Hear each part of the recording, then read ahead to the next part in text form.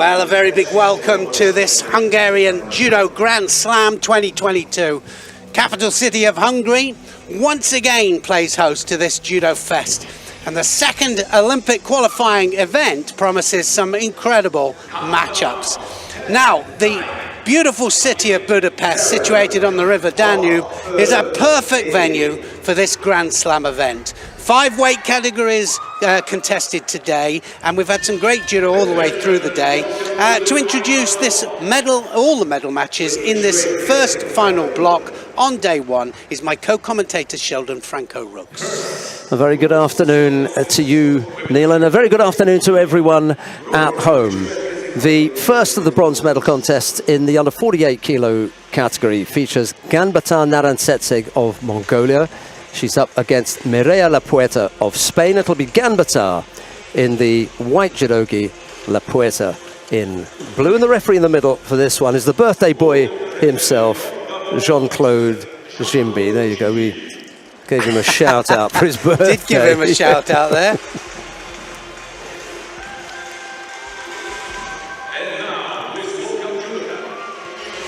Well, we're just looking at the world rankings there. Remember, this is the second event of the world ranking. 2 years prior to the Olympics, all the points count and go towards your world ranking. Of course, if you get in the top 8 prior to the Olympic Games, then that is a massive advantage. The whole idea, of course, is to get into the top 18 in every weight category. It is one or two possibilities of getting into the Olympics as well, but it's all about this next 2 years.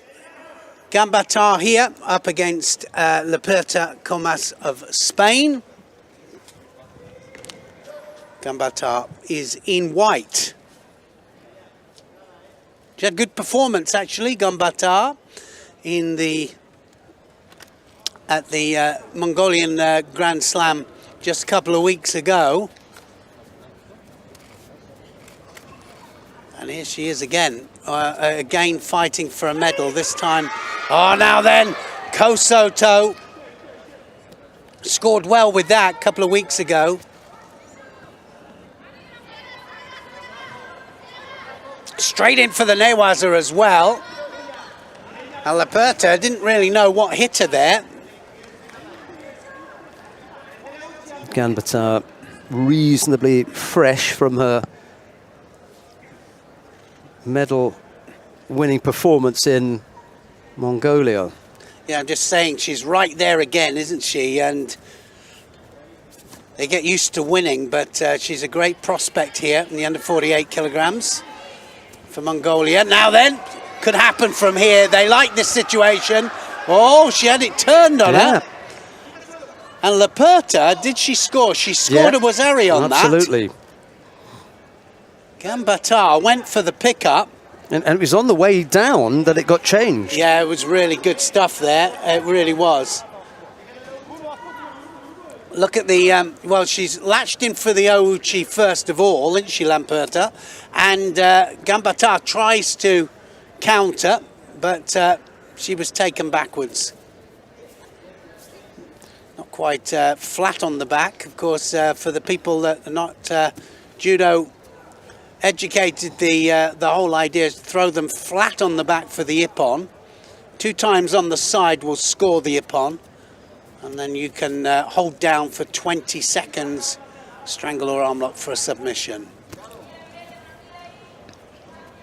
Half the contest still to come. La Puerta leading by that single Wazari. Ganbatar, as I was saying earlier, fresh from her silver medal winning performance. Same situation here. She's going to have to be careful here now, Ganbatar. She's hooked around that foot there, and she's got to be very, very careful that she doesn't drive backwards when she does that. Lost in the final of the Ulaanbaatar Grand Slam to Japan's Tsunoda Natsumi.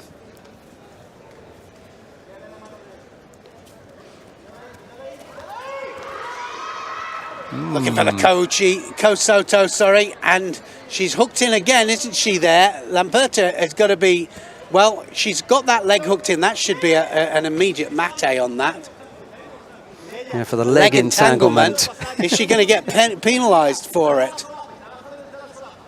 I think that they should penalise her for it.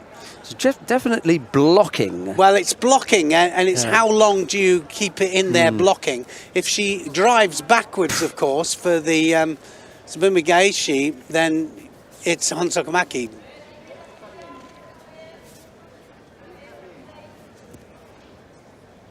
Time ticking away really quickly here. We're already just over a minute left to go.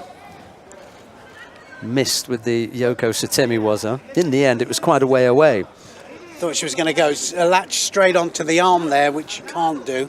Maybe that was the problem. It wasn't serious on the Yoko Satemi waza, and that's why the gap was so big. She's trying to make space to go straight on the arm.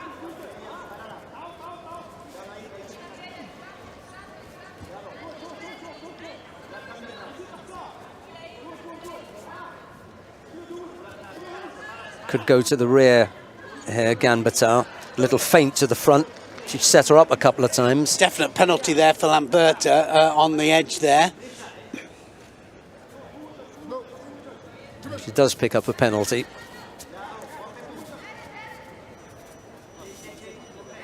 Single penalty with 40 seconds left to go. Wazari lead. La Puerta could take it from here. She's just making that room again. And for me, that verges on the false attack almost. She gets caught though. Yeah, Ganbata this time, I think. Ganbata went directly, I think, in for the Uranagi. And I think that they'll have a look at the video referees there. The referee supervisors will look at it with the commission. And that's definitely, for me, whether it's a direct attack, if it's a counter, she can't use her own back on the floor or on the mat. If it's a direct attack, she can do. But the landing for me was really, she brought her down onto her. She didn't bring her down onto the mat directly. Just missed out. Yeah, they decided no, it's not. now Gamba, La Puerta's going to pick up a penalty for just blocking out here. Yeah, 16 seconds to hold on, but we've seen contests thrown away at this stage. Yeah, she's too desperate here. She could throw this one away. Got to stay one strong. Drop and it'll be all over. Or one attack.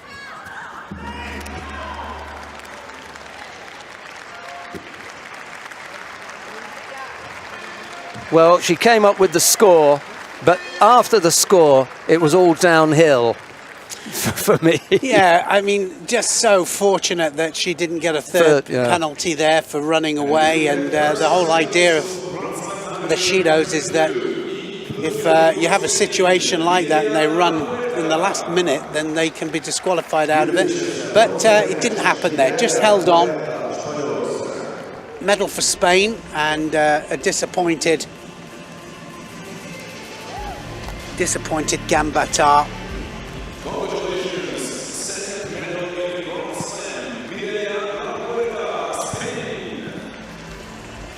I did speak to a few athletes before the final block, and I have to admit that La Puerta was one of them. She's been, close or thereabouts, and I did have a chat with her. I'm not suggesting for a moment that I inspired her into a bronze medal, Neil, but a couple of questions that come out of there. One is this leg entanglement. I'm sorry, but for me, that was we should have been penalised. But that looked to me like it was Tsubumigaeshi and. I like the look from Ganbata there. It was all right. You got this one, but yeah, it's not going to happen again. It won't happen again. Well, I think they'll look at the leg entanglement there and see whether that went backwards or not. Right, we've got a second bronze medal contest coming up now. Bavador Basanghu of Mongolia goes up against Guo Zhongying of China. It'll be Bavador in the white judogi, Guo in blue. The referee in the middle for this one is Veli-Matti Karinkanta of Finland. He doesn't have a birthday today, Neil. He doesn't. No.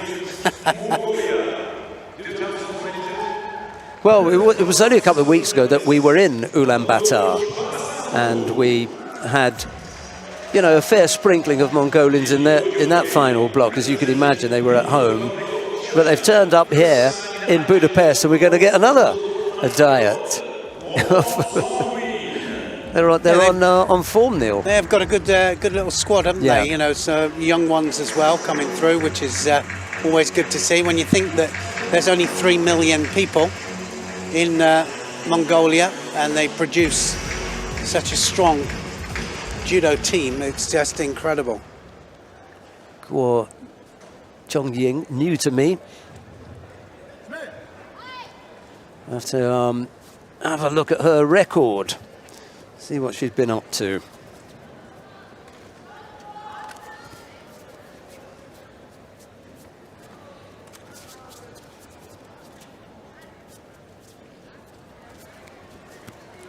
Strong fight for the grips as usual, and as we've seen such a lot in the preliminary rounds, a lot of the sleeve gripping here. Very obvious, and a lot of the techniques coming off the sleeve grips, especially in the lighter weights, especially with Sodis and drop down Sianagis with the sleeves.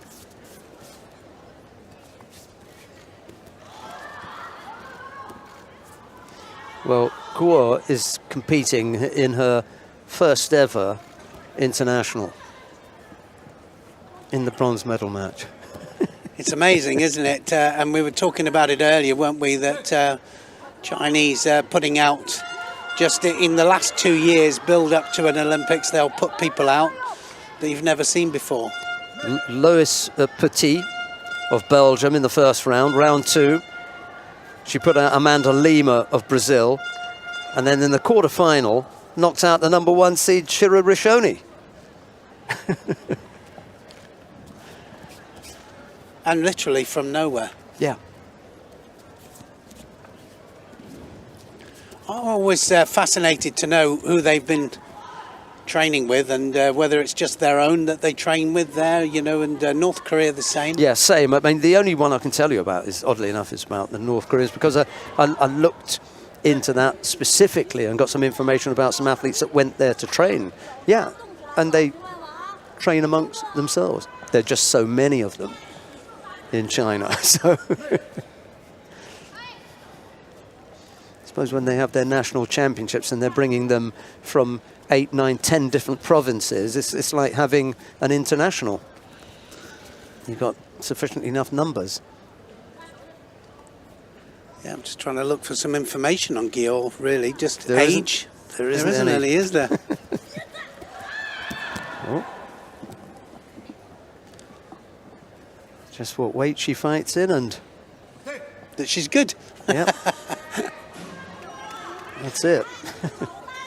Lots of different variations of throws that you can throw to the back, to the side. You've got sacrifice throws, counters. So one person can throw and then you counter your opponent. So many different variations. But it's interesting as well when you get the different countries that participate, like Mongolia, for example, and they come from a very strong wrestling background, and that wrestling background absolutely shows in their style of application of each of the techniques.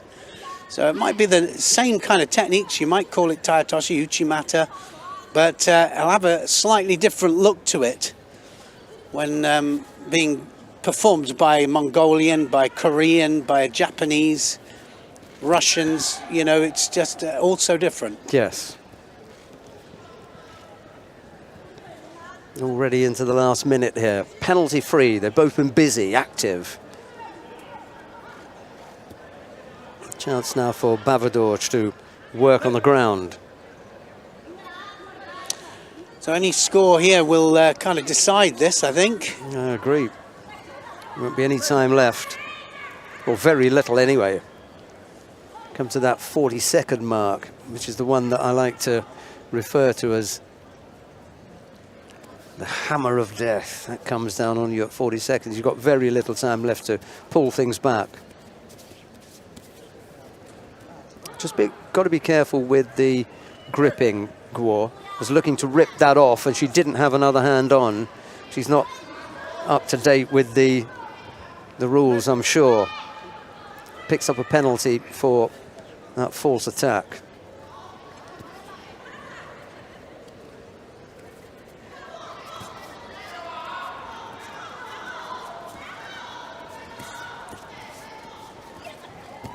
Very physical team, aren't they, the Chinese team? Yeah, good work rate as well. Yeah, you don't very often look at them and think, wow, they're breathing heavy, do you? You know, it's just they don't. They look calm and well conditioned.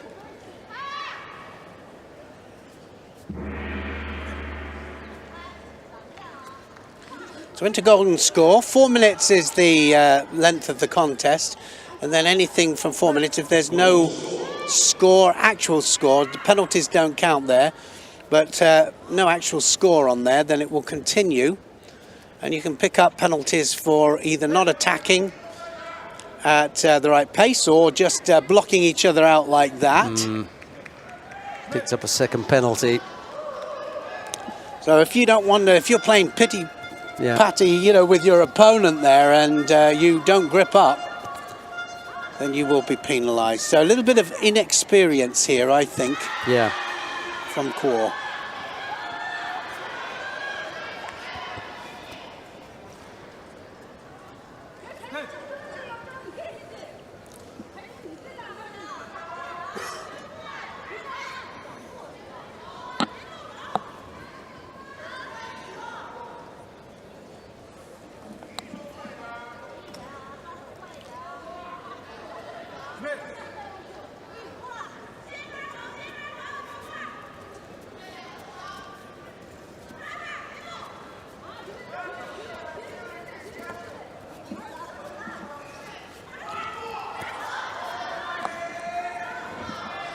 Davadorj ranked 19 coming into this event, but just slowly working her way up the world ranking. Of course, what it does mean as well is the higher world ranking, then the higher ranked you are going into the next event. So it has a kind of a knock-on effect. And it means that as you, each event that you go into there, if you're seeded away from your big rivals, then it can make a difference. Don't get them first fight. 2 penalties picked up by Guo. That was slightly loose. Thinking about going over on the right side with the Makikomi, but the hands weren't in good enough contact.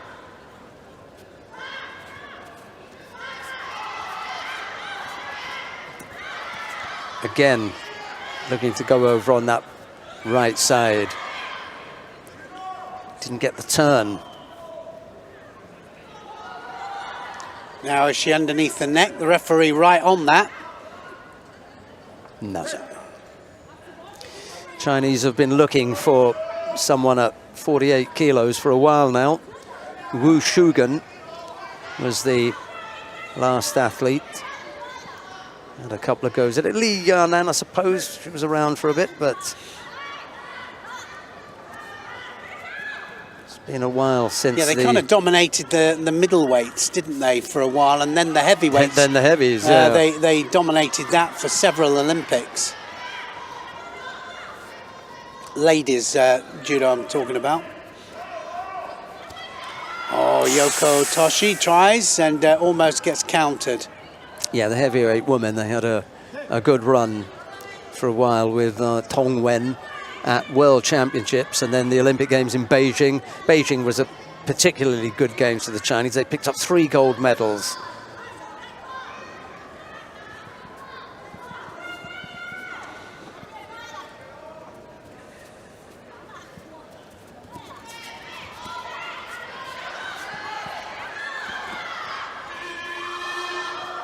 Davadorj looking better and better now, causing more problems. Going for the shimiwaza again. Well, we can't see whether that's underneath the chin or not, can we? No, it's got the hand inside as well. That's going to help her to defend.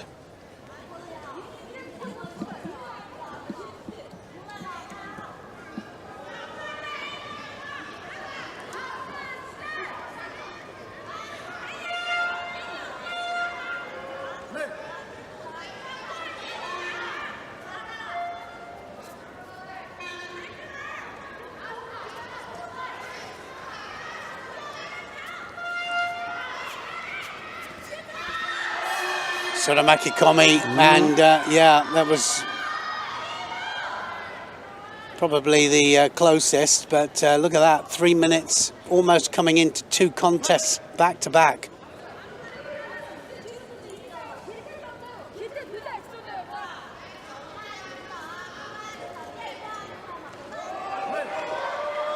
Now, second penalty picked up by Bavudoj.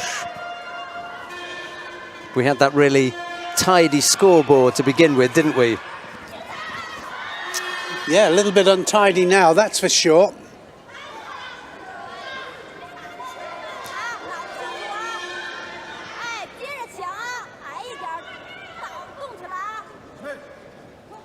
Yeah, that was good advice there. Something to do with gripping anyway. A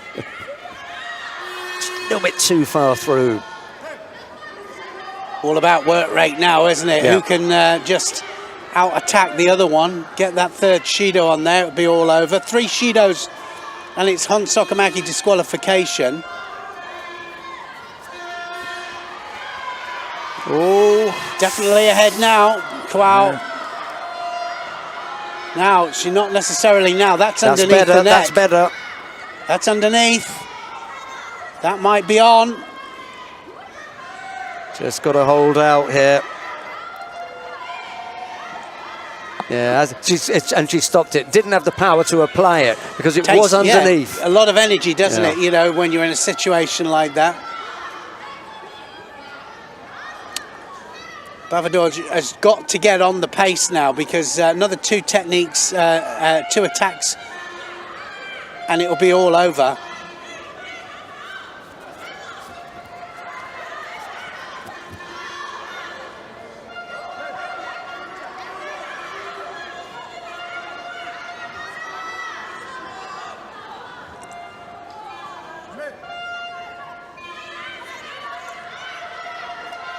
I've been impressed with Guo Zhongying, to be honest. First time out, already looking to medal. Just got to be careful with the gripping here. Don't want to be called for another gripping penalty. You've already picked up 2 penalties. Well, that was a much better Yoko Tomanagi there from Bavudoj. Still looks as though she's got something left in the tank as well. Yeah, she looks to be the fresher of the 2.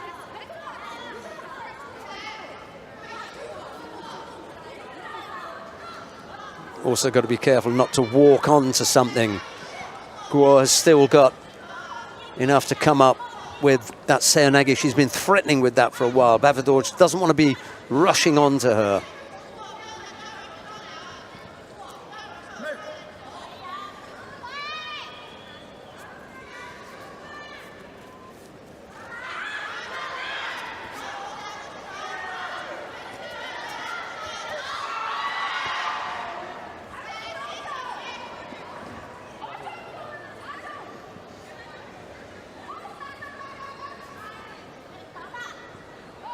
Well, what a battle to kick things off with in the final block. Yeah, what a golden score. It's going on, isn't it? They've already been fighting 9.5 minutes.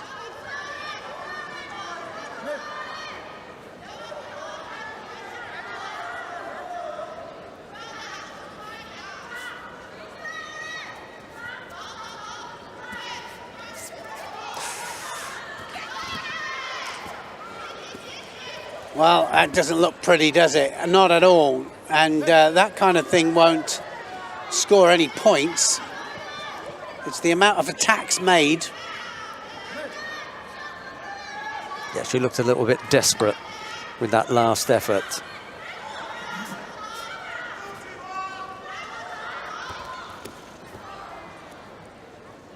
Slightly untidy, that's why that collapsed.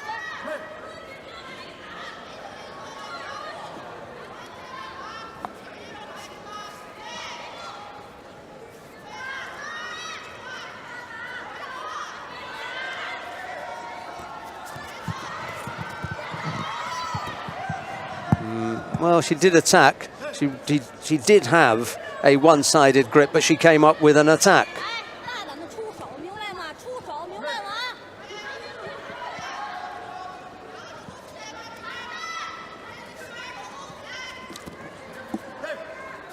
This will be it, I think. So one of them's going to get it. Oh, well. Just gave a little warning about the foot tap there without a grip.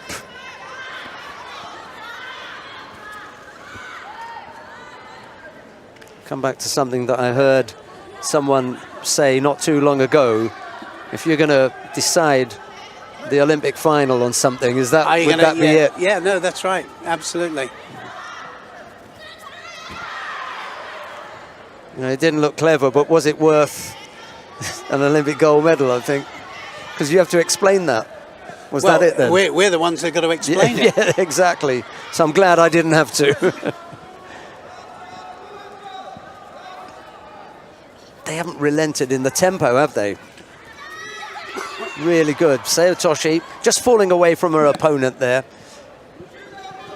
Well, it is a bit of a shame that a flop and a drop will be the decider here. 11 minutes in.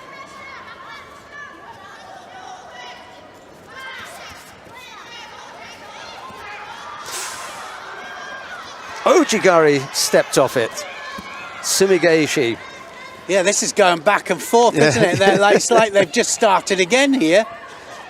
I can't believe we're 7.5 minutes into golden score and the tempo they're still at it. Yeah, not stopped. Absolutely. Guo slightly slow, back to her feet. Got to tidy herself up.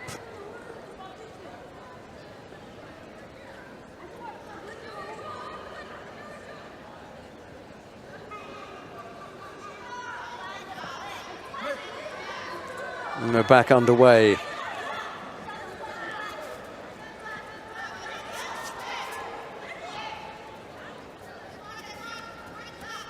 Everyone hoping that this will end with a score rather than a penalty. And it's not as though they're not really good efforts. You've just got good reactions from their opponents to block things and close situations down. They're going in hard. Yep.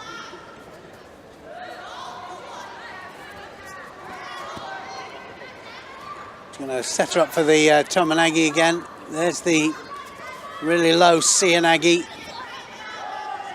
Same from Zhao. Could be it. The referee might give it. So there it is, third Shido then, and Bavadoj wins it. 12 minutes of fighting. Well, and as Neil was saying, it's a pity that it's going to end with a flop and drop.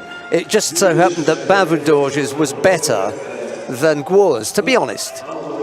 A credit to both the athletes, so non-stop, absolutely non-stop. They really did give their all. It's a tricky one to watch because I know everyone at home is going to want to see a nice big technique and a nice score. It doesn't always work out that way, but as far as effort was concerned, I give them top marks for effort. So another medal for Mongolia then. Could have been 2.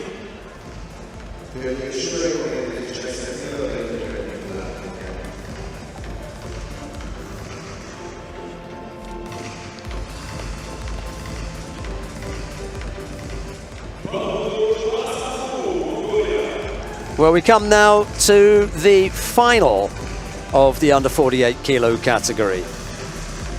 Julia Figueroa of Spain goes up against Tonaki Funa of Japan. It'll be Figueroa in the white judogi, Tonaki in blue. 10 against 9 as far as the world ranking list is concerned. Yeah, should be an absolute cracker, this one. Close matchup then. Where were they then as far as the seedings were concerned? Number 4 and 3, there you go. The referee in the middle for this one is Judita Pisarova of Slovakia.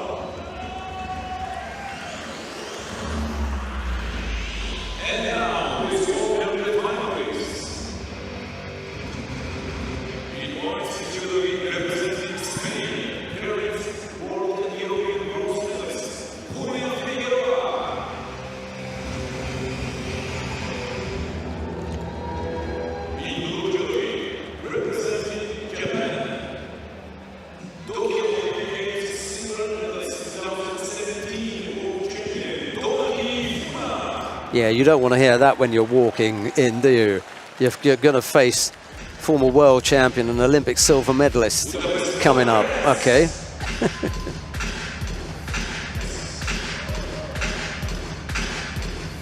Got to block that out. Different day though, isn't it? Yep. Different day, different competition.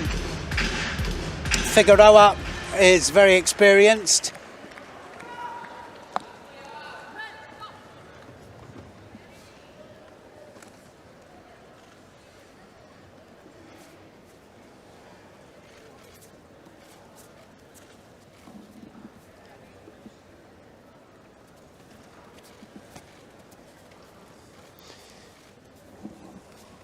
Faced Tonaki twice as Figueroa.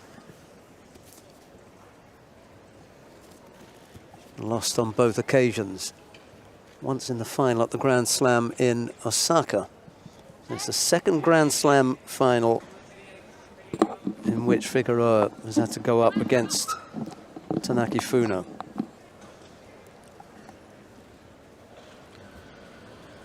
I think it's the cool, calm kind of aura that Tonaki gives, you know. She's very confident, just plugs away, just very workmanlike. Not dissimilar in stature either, the pair of them.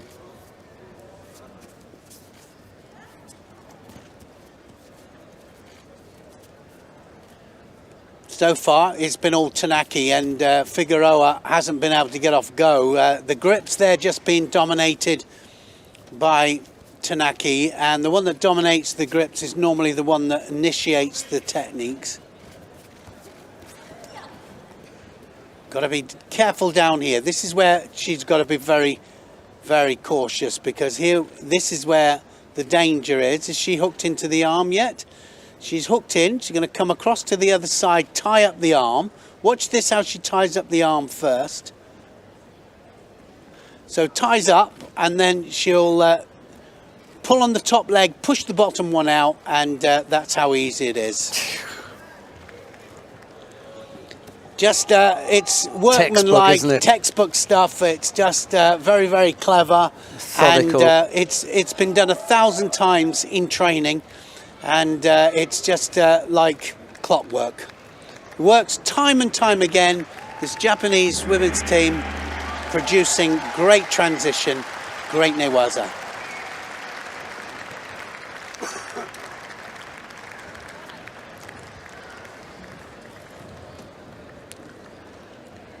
So job done, and Tonaki wins the gold medal.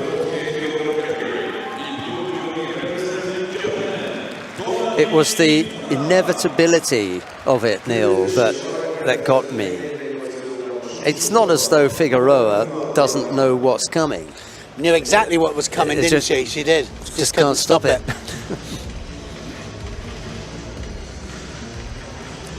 I think also it's the aura of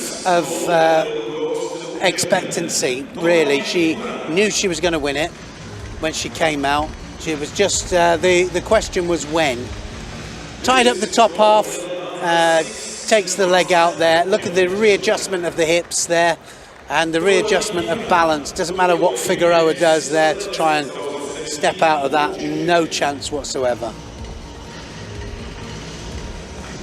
Like trying to bench press 380 pounds, and not going to happen.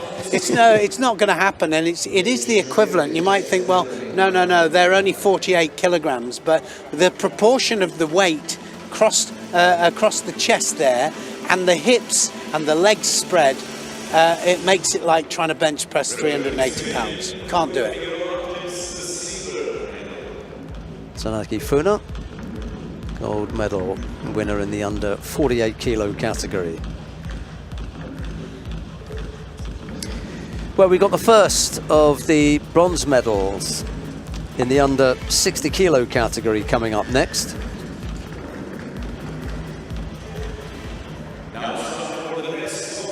Romain Valadier-Picard of France.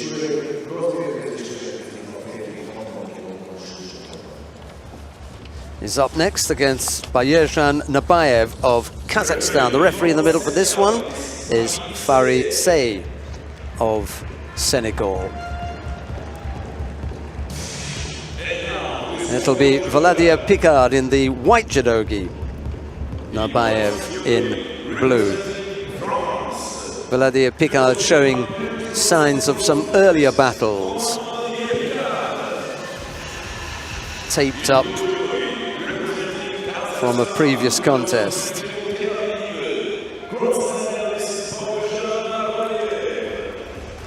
It's interesting seeing some new, fresh faces. We always see it. We see some of the old school as well. Only 19. Valadier-Picard told me at the Junior World Championships that his aim was to compete at the Paris Grand Slam and win a medal. He'd been up there as a boy watching, and he wanted to be in the medal, and then last year it was his turn and he did medal. Yeah, great lad. I remember that. And was he junior world champion? I think he at one stage, he got third, didn't he? Something happened at the junior worlds. He was junior European champion. But absolutely great potential. All bandaged up, and that's to stop flow of blood, I tell you. And they do that because you're only allowed 2 visits to the doctor, the same stem, or to stem the same source of blood.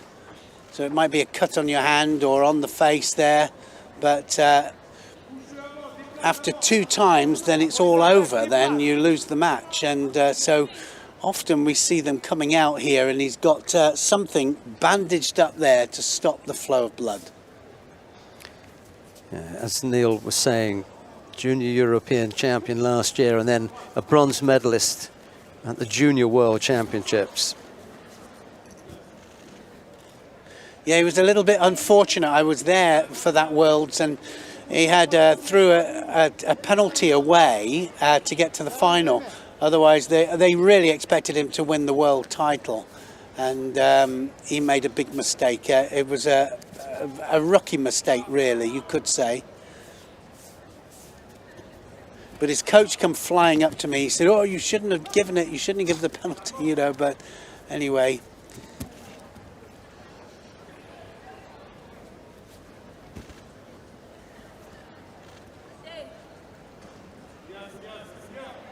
And we saw him in the Paris tournament, didn't we? And he got 3rd place in the Paris tournament. Absolutely.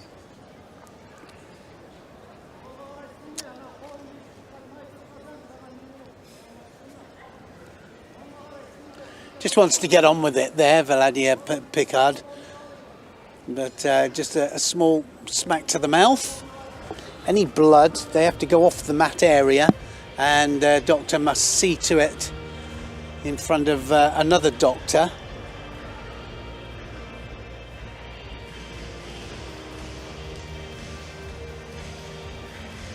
Let's a look at Nabayev's world ranking.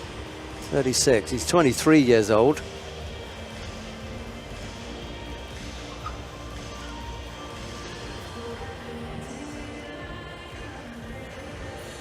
That's an unusual one, isn't it? Kochigari there for a major favourite technique.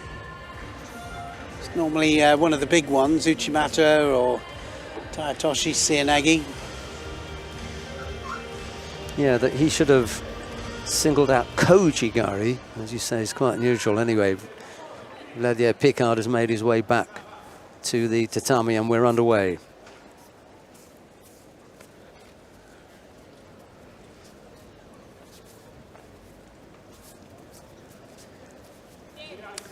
Penalty, this is going to be, I think. Shido. Just one given.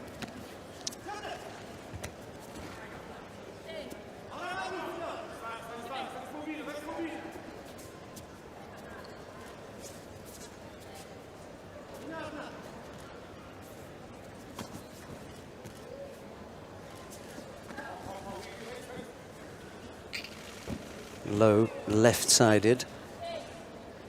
Didn't come up with the score.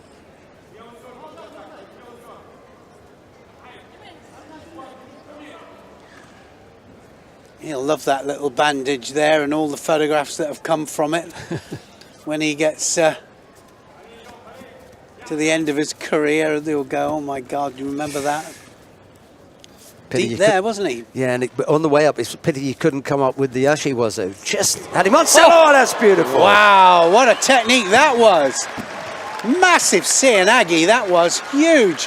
And it was huge in a different way because he went very, very low and managed to get lift from it as well. And even Nabayev there forgot to brake fall. He hit the ground so fast and decided to do an ukemi at the end. Brilliant stuff.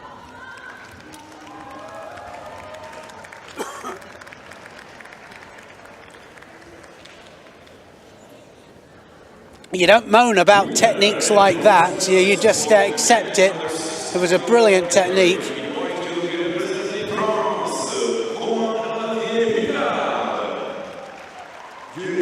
Looks like he's been in the wars, doesn't it? He won't. He can't wait to take it off. Can't wait to get that off. That's probably for the photo opportunities that are it is. coming up. Without a doubt. Can't take my picture with that on.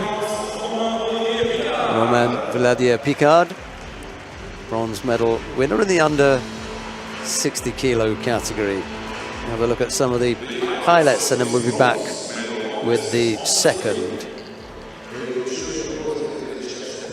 Oh, look, massive drive he gets from that Seoinage. Look how he ties the upper part of the body up there. So the Kumakata is fantastic. Really ties it off there. But look at the drive he gets there. And he keeps control with the hands all the way over.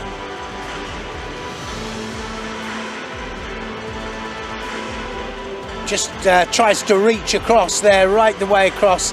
But it's the hips that make the difference there. And he's even on the arm there at the end. Yeah, he wasn't finished.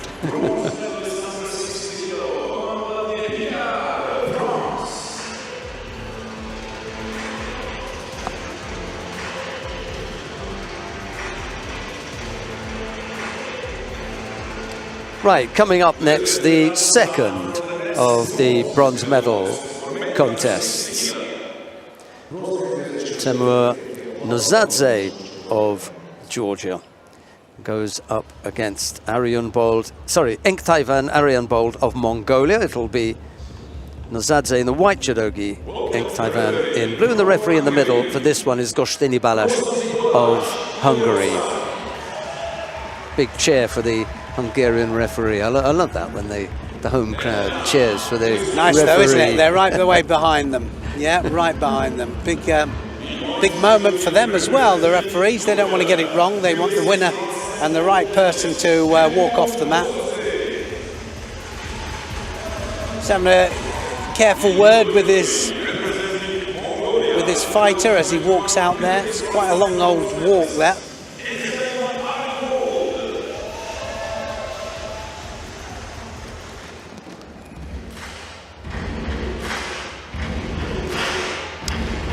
Nozadze, the second of the Georgian entries in this 60 kilos category. Shikvamiani is in the final. Nozadze in white here, and Davian is in blue.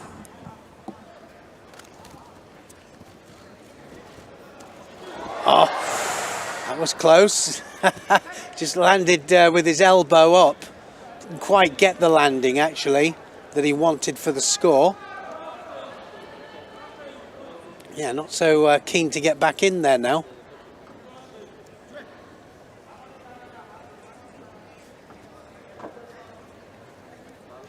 Nozadze lost his quarter-final to Bauyezan Narbayev of Kazakhstan.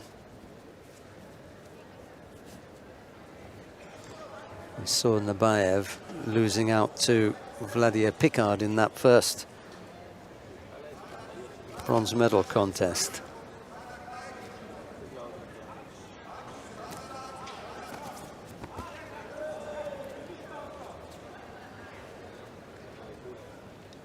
Notice how they pull back there just to snap the strong lapel grip of their opponent off. So they kind of arch their back while they posturize, and the grip tends to snap off. Well, that was a nice Sianagi. Well, that always amazes me. It's a bit of a surprise. It's too late for me.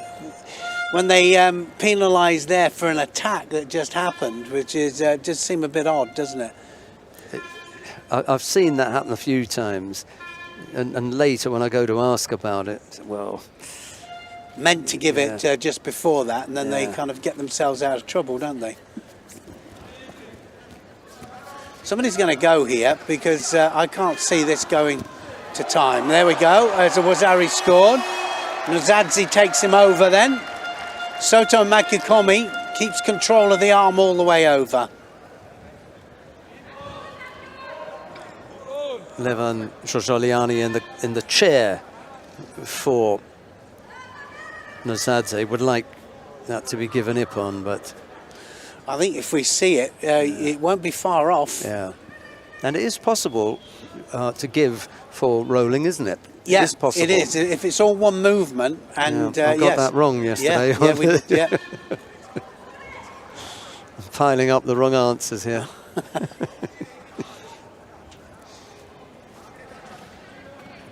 Nozadze leads. A little under half the contest still to come.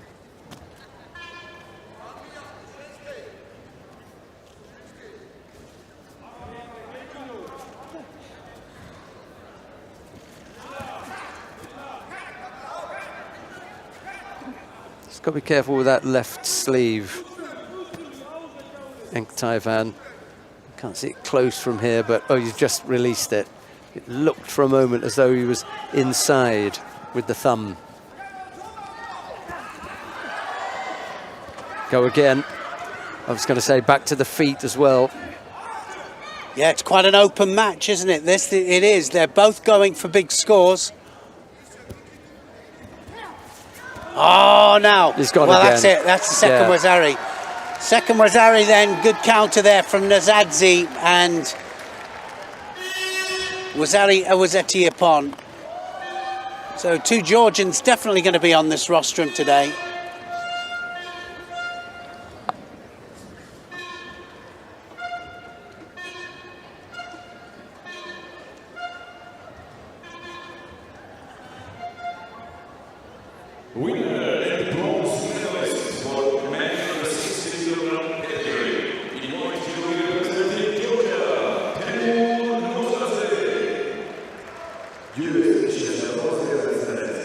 Good open match that was. They both went for it, so it normally means that somebody's going to go.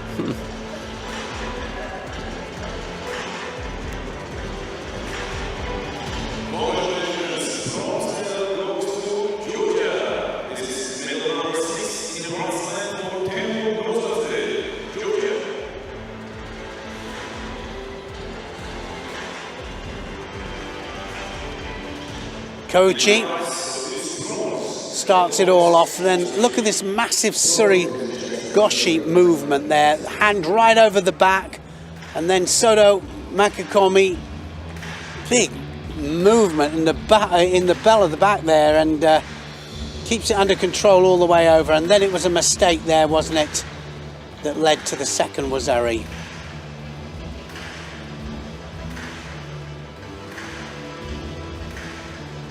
Goes for Kosoto, but it doesn't quite work that way, does it? And the good hand movement, good hand control there from Nazadzi just turns him, rotates him, and takes him onto his side.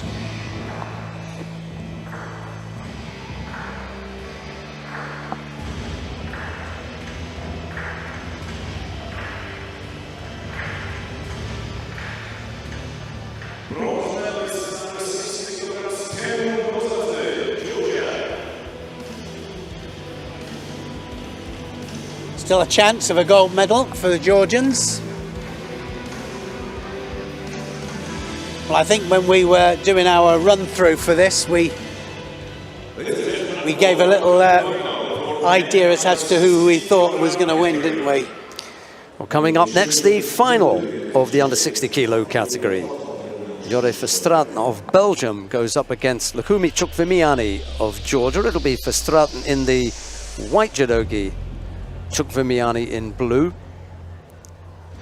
The referee in the middle for this one is David Fuentes of Australia, or David, sorry, David Fuentes.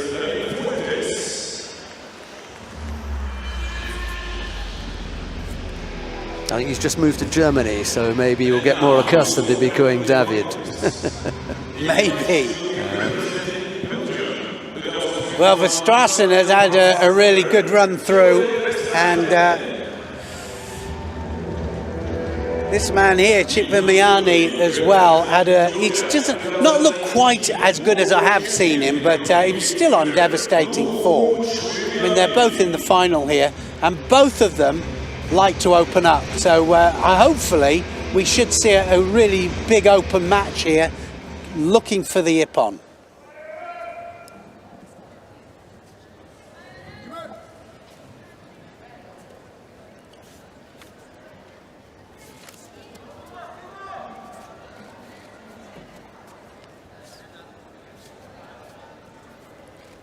I think the interesting thing about these is that they can both pull a technique just out the hat. Certain situation will happen, and then boom, something. One of them manages to turn it to their advantage. Bit of a clash of heads there, I think.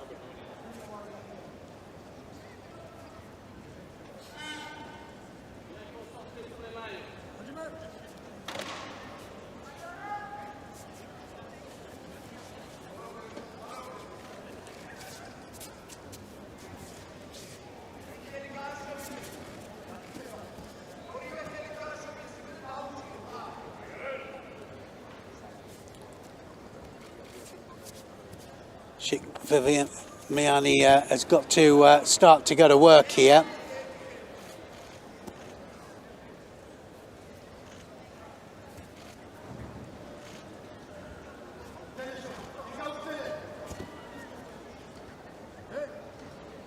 Yeah, I think he thought better of that, Chukvimiani there. Just Verstraeten, I think, would be the most dangerous on the ground.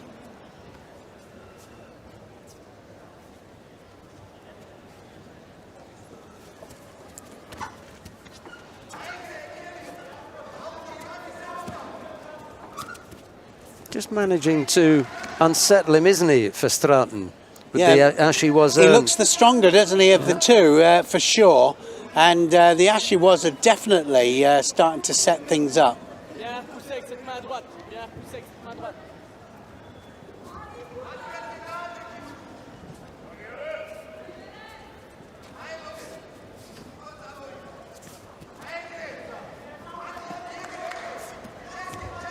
Hasn't managed to go to work yet, has he, Chukvimiani?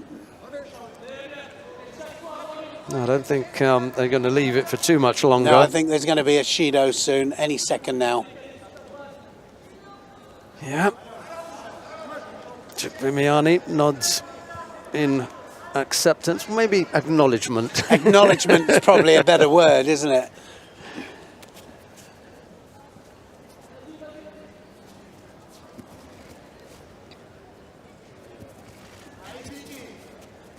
There's that attack again against the straight arm. Yeah, how many times have we seen that today? Really don't like it. Just throw it in, don't they? The arm just goes completely straight. If they fall on it, it's all over. It's on Sogamaki.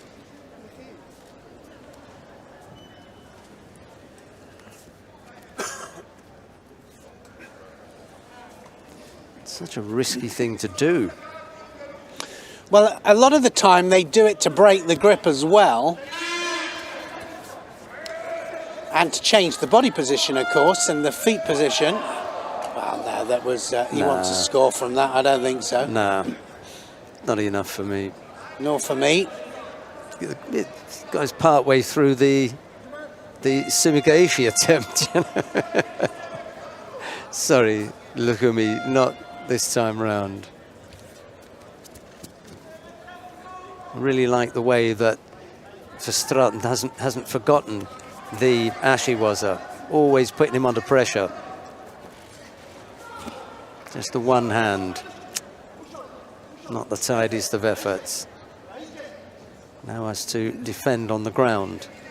Don't want to be rolling around here for too long, but that was untidy work. Yeah, he might find himself in trouble there. That was untidy. And Verstraeten not able to take advantage of that opportunity that was given to him. He was the one who should have come under attack. It was such a poor effort from Chukvimiani that Verstraeten should have made more of that. I don't think they want to do too much on the ground because of the amount of work that it takes and the amount of effort. Almost managed to change directions on him there. He wants him to move more, and Verstraeten so much better when he's moving. Nice Uchimata there. Ooh, now this is it. This is definitely it.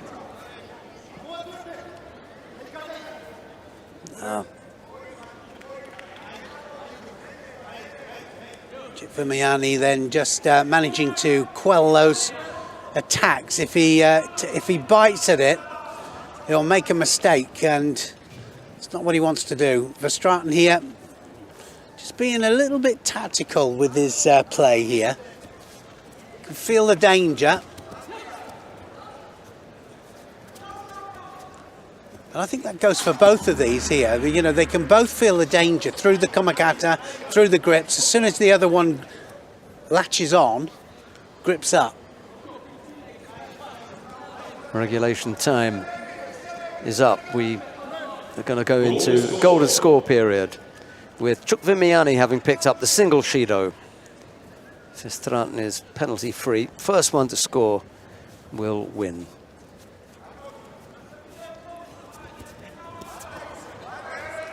Yeah, tough on match this, isn't it? Ah, that's it, yeah, that's it, that's it. That Ashiwaza has been there all the way through the contest. And this time, took the bait there. Chukvimiani tried to lift the leg up, gets taken onto his side for the Wazari, and that was a great performance from Verstraeten. Yeah, he'd had a few stabs at it during the contest, and it always looked like something that might set up something for afterwards, like a combination or something. Well, you said, didn't you, all the way through it, you said, I'm really glad to see him just plugging away with that Ashiwaza. Good to see good feet always. It's really the equivalent, isn't it, of the boxer jab, and you know, getting it right, getting the body position right, and sometimes it can score as it scores all the time. But same with judo, scores all the time. This time, it was enough to win him the gold medal. Well, I don't like to talk too much about favourites, but he was the #1 seed coming in this morning, and he is a particular favourite of mine because he's just one of the nicest guys on the circuit. Really nice to chat to. Yeah, no, he is. He's very pleasant, very careful what he says it in the right places. And look at that little double stab there, went for the ashiwaza, changed the direction just a little bit. But it's the hands, look at the hands there. Control Chick Vermiani all the way down, and he knew it had gone. I told him that just before he came out that he was trying to build up enough money to come down on a holiday because he's talking about coming for a holiday. I said, okay, well, you win here, you might be part way through. It's some of the prize money. Gold medal winner, Jori Verstraeten of Belgium. It's Chuk Vermiani, the Georgian, who has to settle for silver this time around. Yeah, that face says it all, doesn't it, really? That really is how nice he is.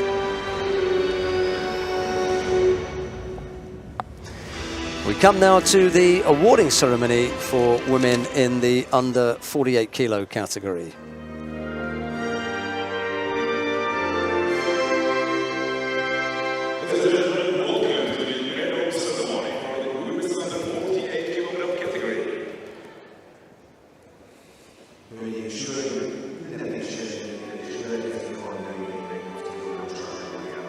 The medals are being presented by the president of the International Judo Federation, Mr. Marius Wieso.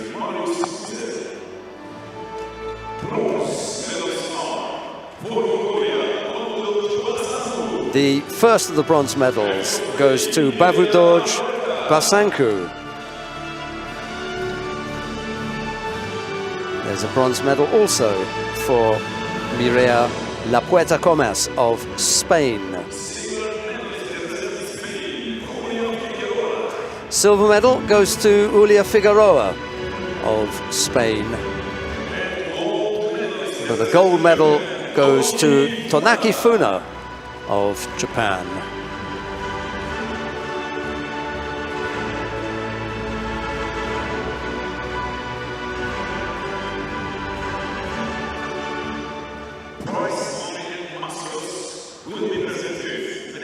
Very professional performance from her, and what can you say? Tonaki never looked in any trouble all the way through the day, and her transition and her groundwork was absolutely phenomenal. Just it looked as if she'd had it all planned in that final. Everything went according to plan. Tied the arm up, took the leg out, and the rest is history. Yeah, I said at the time it really was methodical, wasn't it? She just worked through, joined up all the dots. It was there, and the only one that couldn't see it coming was Julia Figueroa, and even if she did, there wasn't anything she could do to stop it.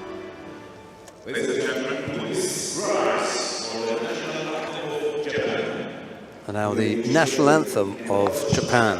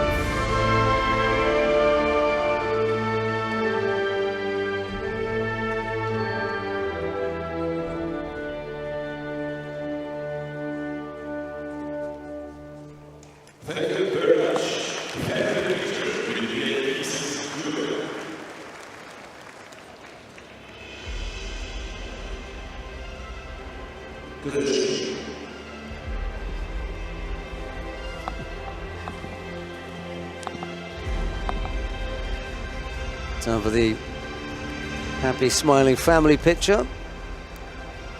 And there's the winning quartet. Puerta and Bavudorj were the bronze medal winners. It was Figueroa who picked up the silver, Tanaki the gold medal winner.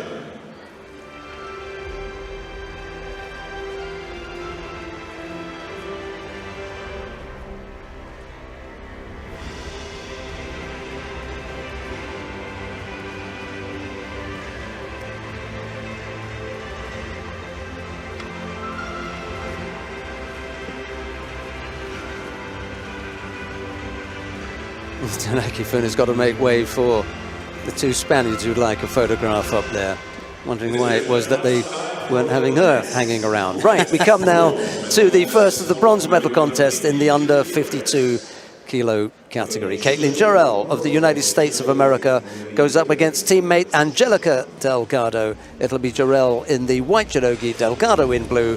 The referee in the middle for this one is Raul Camacho of Spain. Once before, and Delgado was the winner on that occasion, but this is what the United States of America want. They want to have two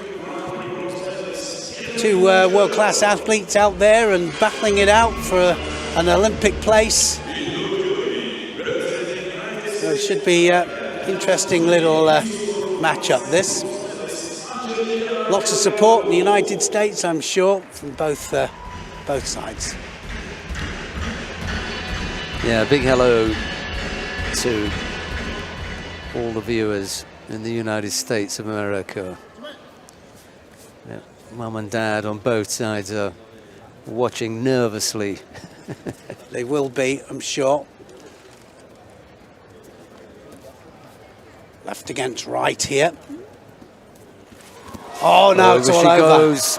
Oh, and Delgado makes short work of that. Big arm went over the top there, and yes, arm round the back from Delgado, and big hips across, and it's all over. So yeah, celebrations for Delgado. It was all over very quickly. It'll be an embarrassment. You can just out of shot there. Caitlin Jarrell walking off with head in her hands. You can't believe that she's just done that. No, she'll be so disappointed, and you know, she's out there battling away, often alone on the circuit, and so she will be extremely disappointed with that. That arm over the back there, look at it, Koshiguruma then, and just hips across. She went round the waist there, didn't she? Big mistake, and just kind of walked onto the big hip movement there. Yeah, slightly untidy with the hands as well, because she was way below the belt. Would have been penalised for that anyway. She's done a nice thing though. Again, off camera, she's waited for her teammate who's signing some autographs, and they walk off together. Always nice to see, and you know, I think that a lot can be said is how people accept defeat like that and how they handle themselves. Yeah, because had they not been in those medal matches against each other, they would have been cheering for one another. Anyway, that wasn't the way it worked out. We've got a second bronze medal contest coming up now. In the under 52 kilo category, Gufen Primo of Israel goes up against Masha Ballhaus of Germany. It'll be Primo in the white judogi, Ballhaus in blue, and the referee in the middle for this one is Friedrich Katalin of Hungary. Here's Neil. Well, Primo and Ballhaus have fought twice before, and Primo the winner on both occasions. But you can see a very determined Ballhaus there on the march out there. Can't get out there quick enough.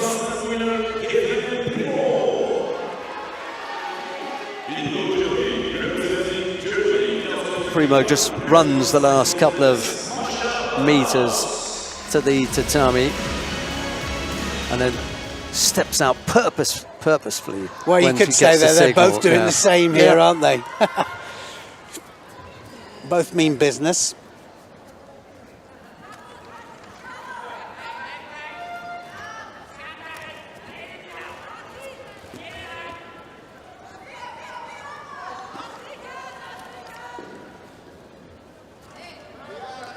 Well, they get so hyped up. By the time they get out there, you know, they just can't wait to get it on. And you can see it here, an urgency to grip up, which actually is part of the whole idea of the rules, is that you've got to grip up in order to attack. Primo will have to fire back now. That's Ballhaus that's taken the bull by the horns, and she's attacked twice now. Soon adds up. There's another one, Kosoto. That's 3 attacks there for Ballhaus.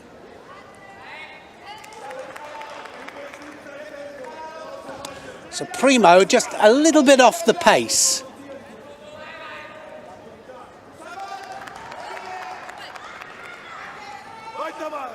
Sometimes that can be the tactics. Go out there and hit first with the attacks. That's an attack there from Primo, but no-handed.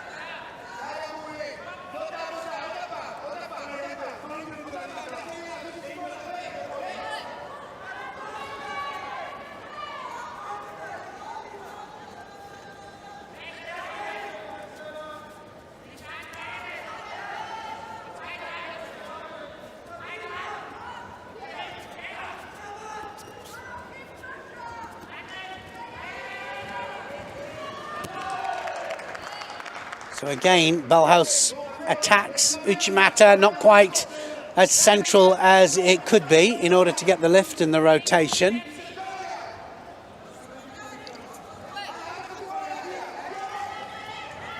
One penalty up to Primo.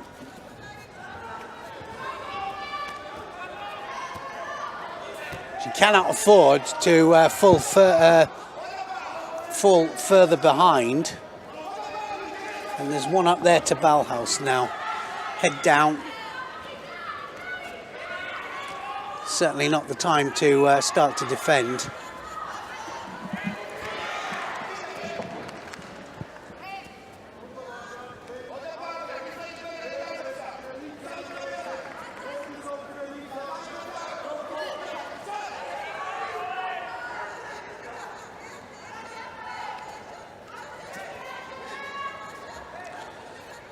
Well, cross grip, both trying to cross grip there to the opposite sleeve.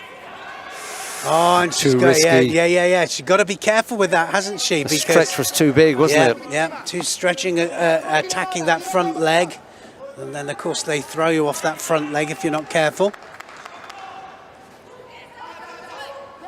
Most fighters will have a leg that's predominantly forward, and they don't do it for no reason. They want you to wrap yourself around it or to attack it, and they're normally strong off it as well.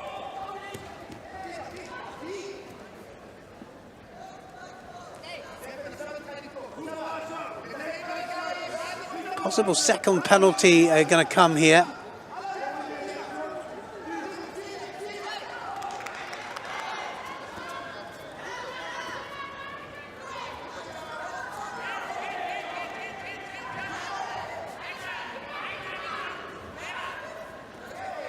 Oh, she went out. So Ballhaus will get the second penalty now. Just drifted out the area. No excuse for that.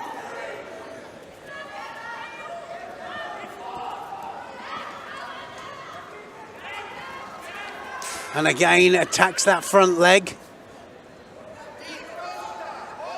And it's the split, isn't it, that is the dangerous thing there with that, attacking that front leg. You've got to make sure that you bring the second leg up to get drive.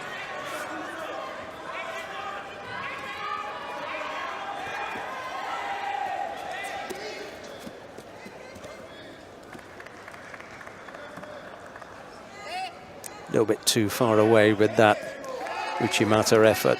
Ballhaus never really troubled Primo. The only thing that could happen there was that Primo would turn her over, but she was so far away that she couldn't get to her. It's getting further and further away, isn't it, every time as well now that Primo knows it.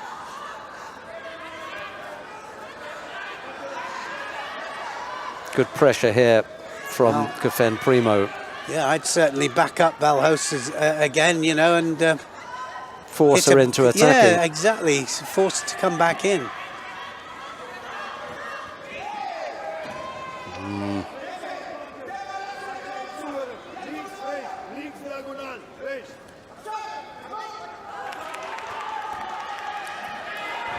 Wow, that's what she was looking for. She got turned this time.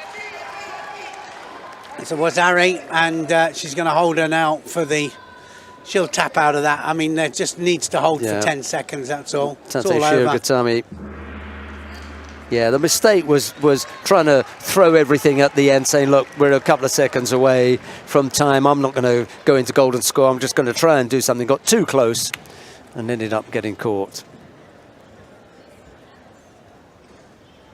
Winner and bronze medalist for the women under 52 kilograms category. In white judo representing Israel, Primo. So, Geffen Primo it is. Takes the second of the bronze medal contest in the under 52 kilo category. I think you're right as well. I think that she definitely went for it, didn't she, the German? She thought, well, I've got nothing to lose here. I don't really want to go into the golden score, and went for that front leg again, but had it turned on her this time. Look how she goes for that front leg, and this time Primo just turns her hips, controls it with the upper part of the body there, takes her over for a Wazari. Oh, well, all credit to Masha Balhaus for giving it everything she had right then. Said, hey, I'm going now. Just going for it, yeah. That's exactly it, wasn't it? Fell into the Tati Shihogatami. So she had one Wazari for the score, and then she needed to hold for just 10 seconds to get the second Wazari and win the bronze.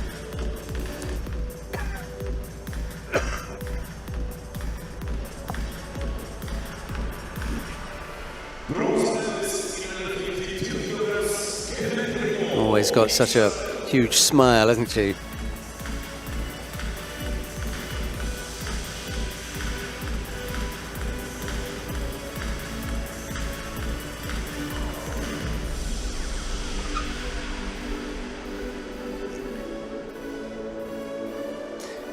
We come now to the final of the under 52 kilo category. Pupreka of Hungary goes up against Giulia Kana of Italy. It'll be Pop in the white judogi, Kana in blue. We'll have a look at the route there to the final. Pupreka hasn't put her foot wrong, has she? She really hasn't there. But saying that, nor has Giulia Kana of Italy. She's also had the best day. The referee in the middle for this one is Lubomir Peter of Australia. And there come the two athletes. She's been around for a while, Pupreka. And the reason I say that is because we first saw her as a cadet. So, turned out for a good few years now. #1 seed here. And the Hungarians, well, they can reasonably expect, given the disparity between the pair. Pupreka at the top of the tree. Yeah, ranked world #2 at the moment. Kana was unseeded here. Yeah, no, sure. No, it's a Wazari straight away, is it? No, didn't. The top half didn't. Yeah, the bottom half turned, but the top half didn't make contact. And you've got to look at the top half from belt upwards. She's up against the... She did get the Wazari then. Yeah, up against the #1 seed and the home crowd. So... Uchimata. Oh, there it is. Yeah. There's the landing. Thought it was just the bottom half. Thanks for that. It was the shot from that side that gave us the best view. Yeah, it did, absolutely.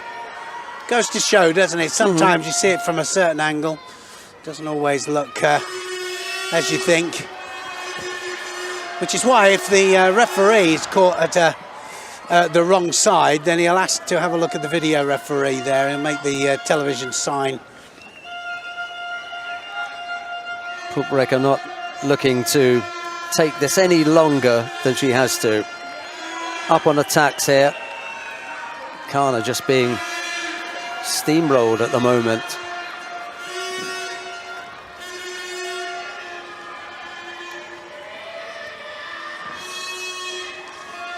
Yeah, a little bit of inexperience. There's a nice Sianagi. That was standing. Nothing drop about that.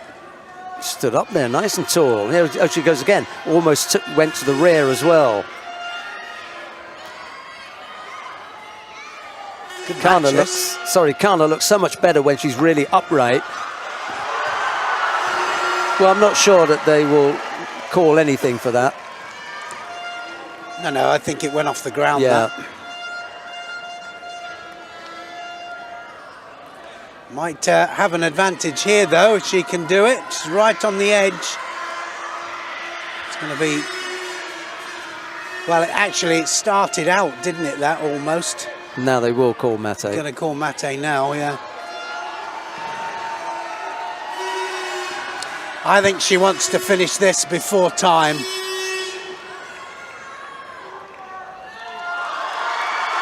Oh, Rosario Arzeti-Pon, they've decided that the two elbows have to be down, don't they? So, on reflection, when they've had a look at that, because we've only seen it the once, and it looked as though she was in Newaza. We'll have a look now, see where the elbows are. It'd be a good example for everybody to see. Yeah. So, in the replay at home, that's what you're going to be looking for. Was Kana in Newaza? If she wasn't, then it's still possible for Pubreka to execute a technique. That's already been decided. We know what the decision is. It's just for you at home to have a look and see on the replay. And for us as well, you know, because I think that as a referee, all the referees that are looking at this, they'll go, oh, well, you know, was it in Newaza, was it not? And it gives us a good indicator and a good chance to point out why it wasn't. And obviously the video referees here have had a look at it very carefully. Like you said, both elbows have got to ground first for it to be groundwork. We're going to have a look at the highlights first. We might see both scores. Here's the first one. Beautiful Uchimata there. And from that angle there, you can see that it gets a really good side landing. And off the sleeves, which is interesting. So both sleeves taken. One of hers is being dominated when she does it. Here's the second one. And she keeps her off the ground there, quite rightly. And she gets a score for it, yeah. So the Uchimata was... Because it wasn't grounded, right? So look at the elbows there. Not one of the elbows was on the floor, which means that it's still game on. And then the Uchimata takes her onto a side. Was just enough. Was Etiopon. So anybody out there wondering why that happened, that was the reason.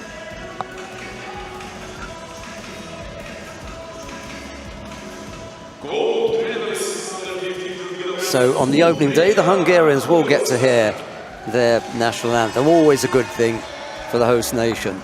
And Pubreka it is who will make that happen.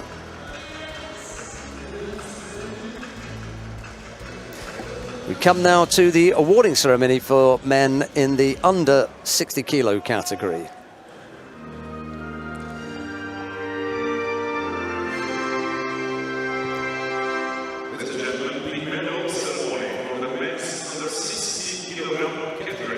The medals are being presented by the General Secretary of the International Judo Federation, Mr. Jean-Luc Rouget.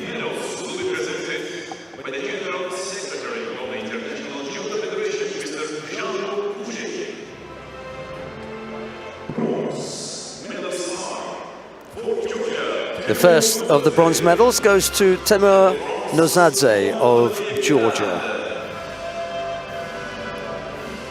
There's a bronze medal also for Roman Vladier Picard of France. Silver medal goes to Lukhumi Chukvimiani of Georgia. The gold medal goes to Jore Verstraeten of Belgium. great performance from him. Yeah. Very cool, calm and collected.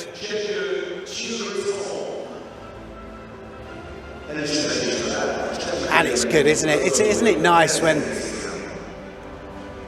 they go all the way through there? There's no attitude at all. It's just, you know, get the job done. Beautiful double ashiwaza there, double stab. And Chitvamiani in the end realizes it's all over. Well, he persisted with the ashiwaza, hasn't he? And then it paid off. Pleased for him.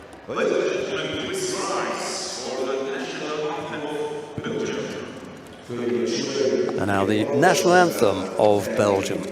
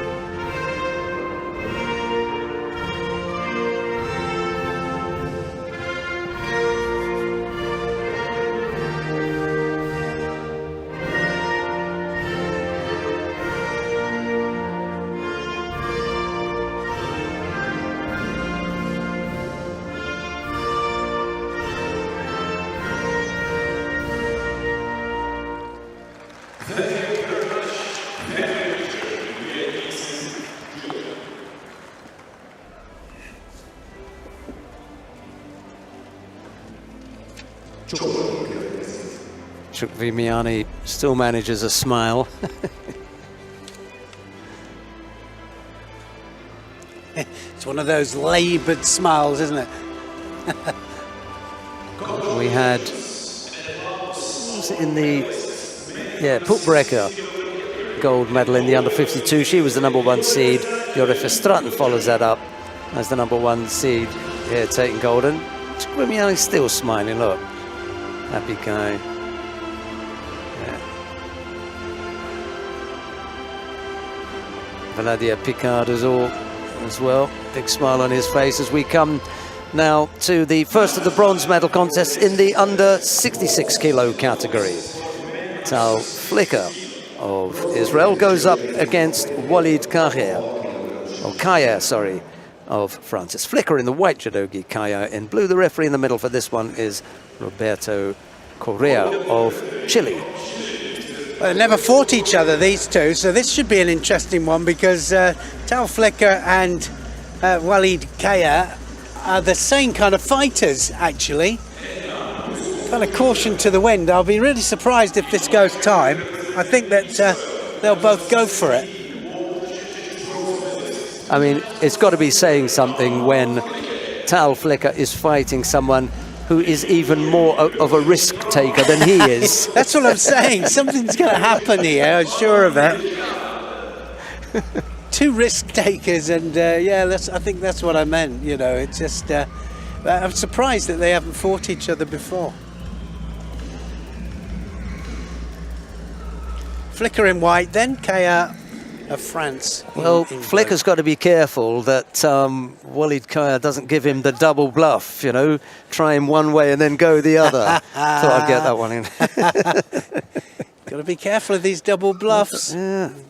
Don't want to be a buffoon, do we? That's for sure. Oh, there you are. Okay. Didn't take long.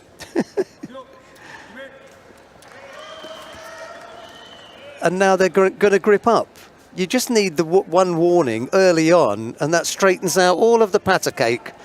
Because you can't afford it. Especially with these two, because when they do click on to each other here, Carnage. like you said, risk takers that's a really good word for it, because they both are going to be looking for Ippon. Flicker at this moment is going, hold on a minute. Yeah, well, just a minute. This is me. Yeah, it's my job. Normally I'm the one doing the chasing down and the threat. I like Tal Flicker. He's got a really nice temperament. Oh, second penalty. Well, I don't know what that was for. That's it then. A little bit too quick there for that, for me. Well, I just missed the signal from I can the understand referee. one. Well, it could be for something else. Less than a minute.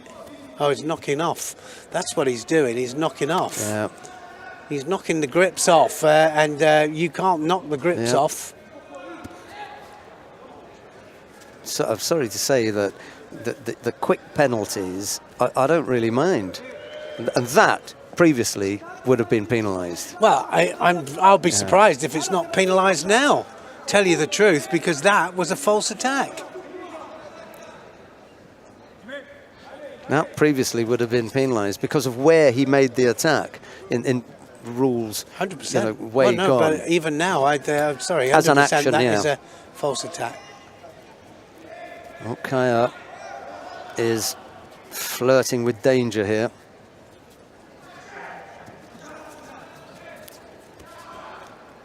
So I think the second Shido that he got was actually entanglement of the fingers. In which case, different from the first, so you can't really fault the referee if he's entangled the fingers, which he's not supposed to do. It's Mate and Shido, so bad news for Walid Kaya. Yeah, but then why not give it for the false attack as well? You know, we don't get any free, do we? I don't Well, Walid Kaya just did. I know.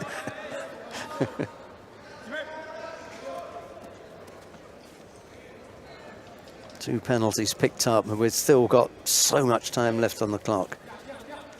Can't afford another error.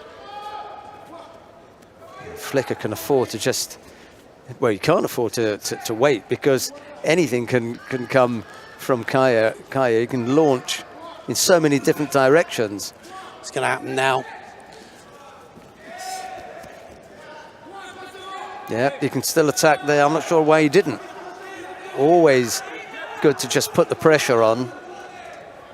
Decided against it. Exactly. It's not game over.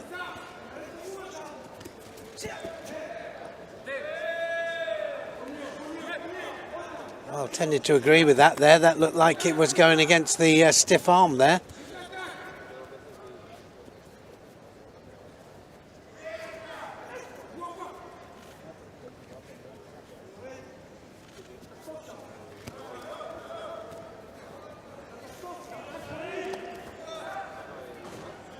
I think it's one of the problems is that you give three very quick Shidos out, and you think, well, I've got to control this now. I can't just disqualify them out of it at a minute and a half. So you tend to be a little bit more lenient with certain other things. Kind of changes the whole outlook of the contest. Unusual execution there. You see quite low down, middle of the body, if you like, with the double, you can't even call it lapel because he was much lower than lapel. Flicker attacking there. And our third penalty picked up by Walid Kaya.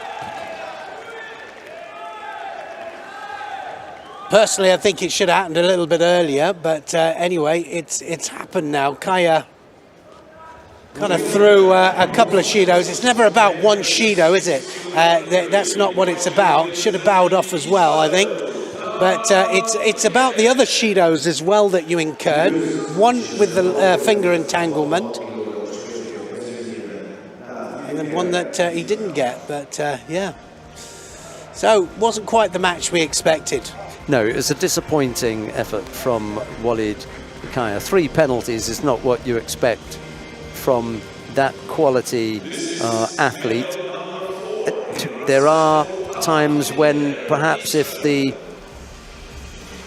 rules are not enforced to the letter, that he may have gotten away with it. However, it should be uniform, and it should be something that the athletes get used to, and they don't look to take advantage of.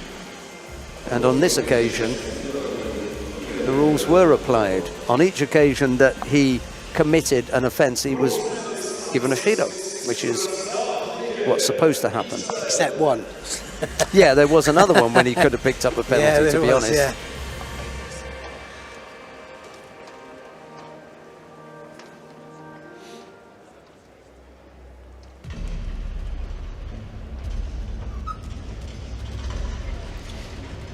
Right, we come now to the second of the bronze medal contests. In the under 66 kilo category, Ganbol Kurlan of Mongolia goes up against Ramazan Kodjakov of Bahrain. It'll be Ganbold in the white judogi, Kodjakov in blue, and the referee in the middle for this one is Lorenzo Bagnoli of Italy. Another one of the former athletes who's really making a mark on the tatami, but this time in the middle as a referee. Neil.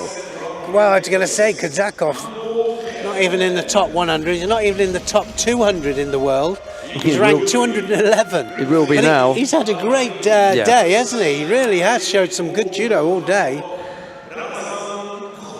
He had a good win in round 2 against Goljinkam of Mongolia. Then he defeated William Lima.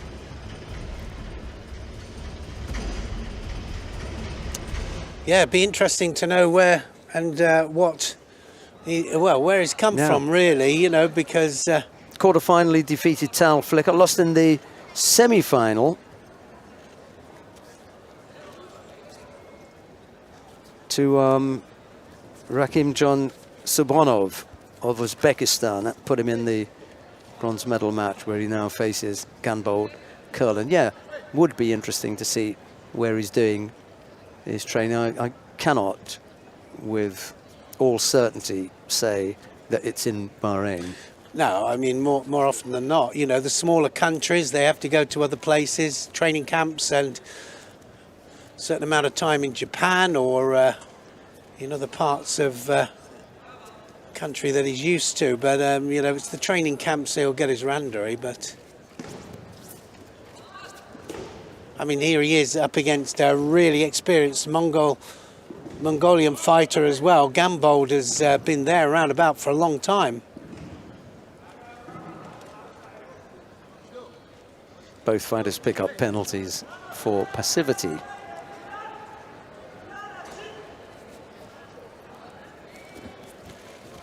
Shimata there. Ah, look at that. Ooh, that was a great comeback, wasn't it there?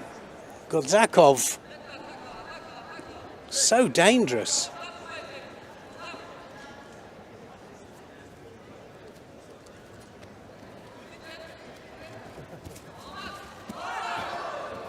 Almost feel as though he's, you know, someone that we've seen before and has had a name change or something, because how is it that he's just so far off the list? Never seen him, Neil, sorry. He just looks so sharp.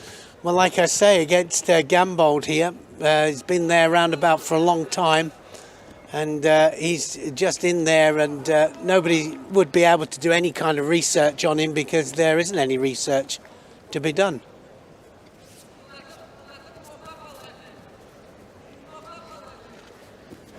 How would you suddenly burst onto an international scene, a Grand Slam, get to the semi-final, and he's beaten some good people. Well, I didn't happen to be at the African Open in Tunis in March of this year, when it was the only other occasion that he's been recorded on the tour, so I missed that one. I don't know about you, Neil. And there was a result there? He got a bronze medal. Yeah, picked up a bronze medal. Yeah.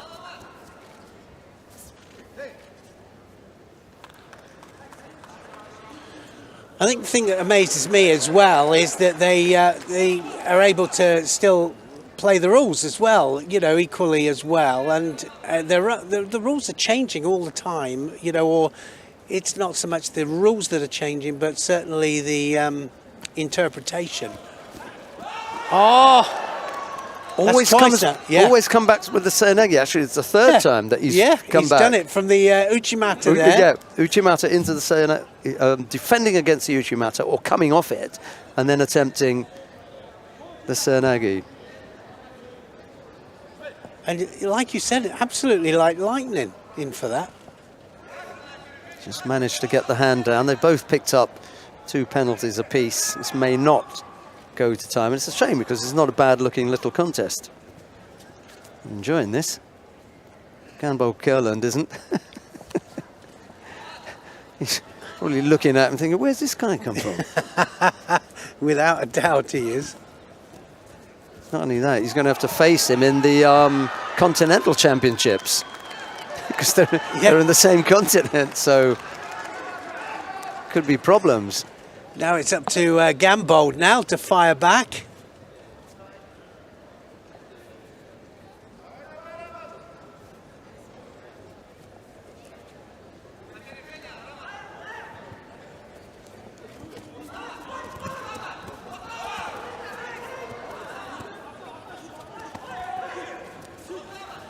Doing certain things here. Oh, that was a, well, this is one thing that well, it will be. He's just pulled straight off that. Yeah. Pulled straight off it. A little bit of inexperience there. Yeah. Such a shame because that was a great performance.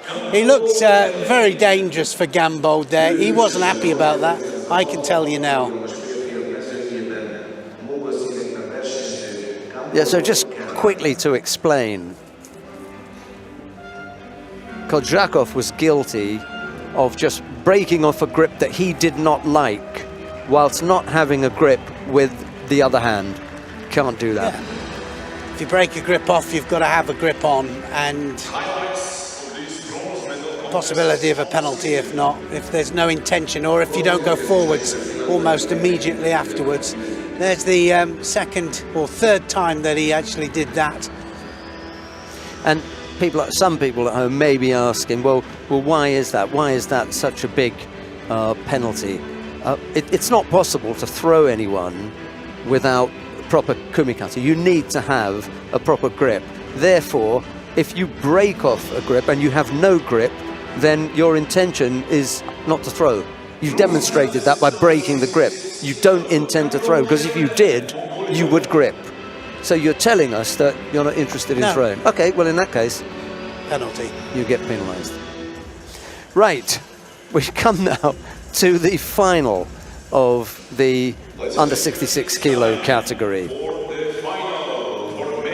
Rakimjon Sobonov of Uzbekistan goes up against Abe Hifumi of Japan. It'll be Subhonov in the white judogi, Abe in blue. There is the route to the final, and then the referee in the middle is Ofer Ben Zvi of Israel. Don't look at the number 6 world ranking there with Abe Hifumi. He is the Olympic champion. He's been out for a while. He's now back and starting his quest to get his world ranking up above 6 and to be one of the main contenders for the next Olympic Games. His own teammate, I think, will have something to say about that. First time in a Grand Slam final for Subhonov. 197 on the world ranking list. Yeah, but he's also had a great run through in this tournament, a magnificent run through, and he'll be dangerous for Abe. If Abe doesn't take this really, really seriously, I'm sure he is. He's a professional. I think Subhonov has had some injury problems in the past because he's got big gaps in his competition career. He competed at the Junior World Championships in 2014. We then didn't see him for another 2 years. And then between 2018 and this year, 2022, he was off. Strange, isn't it? You know, 4 years where almost. have they been? Yeah. I mean, national service, if he did that in Uzbekistan, wouldn't keep him out because they'd probably send him to judo. That's the normal route. You get in the services, police, you know, army or something like that. Well, Abe Hifumi has got the most amazing hip throws. Does it off the sleeves, he does it off cross grip. And he makes readjustments if they don't work immediately. So watch how he feels Sabanov, and he'll feel where to come in and when to come in. So a lot of this is, especially with somebody you don't know who they are, you come out there and you tread a little bit carefully. He nearly went onto that one there, Sabanov.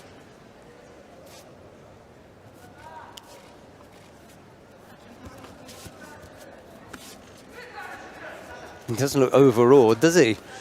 Well, no, he's got nothing to lose, has he, either? I mean, he's just enjoying his day here. I'm sure he's enjoying it a little bit more than Abe is.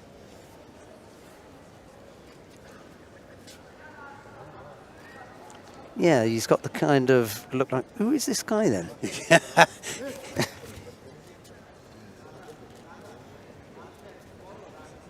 going to be a Shido? Yeah, just taking a little bit too long for the referee's liking to grip up. Just get some action. No real harm done. Half the contest still to come.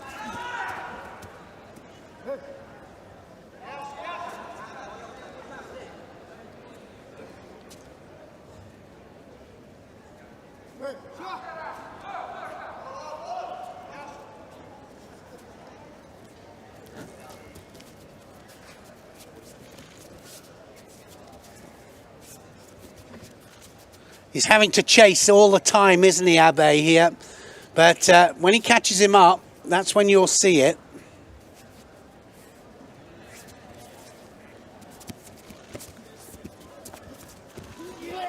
Oh, yeah. There we go, Kouchi. The change of direction there. Double Ko. Gets the Wazari. Quick look at the clock as well by Abe. Knows that you can burn some time off the clock by working on the ground.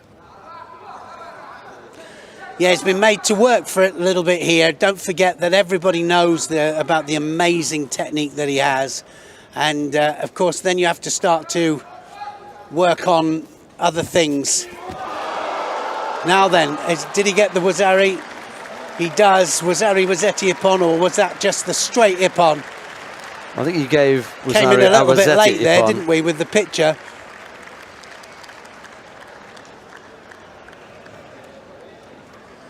Took him a little while to catch him up, but in the end,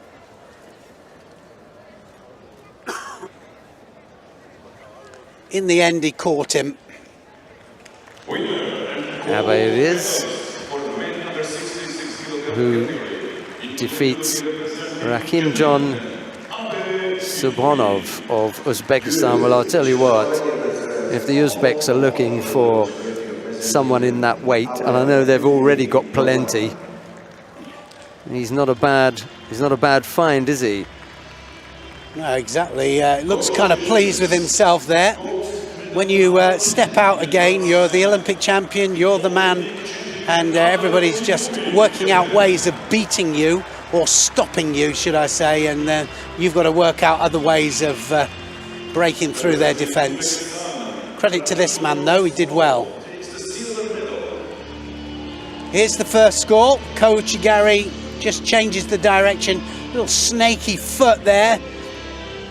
Stays in contact, comes back out, then catches again, gets the drive.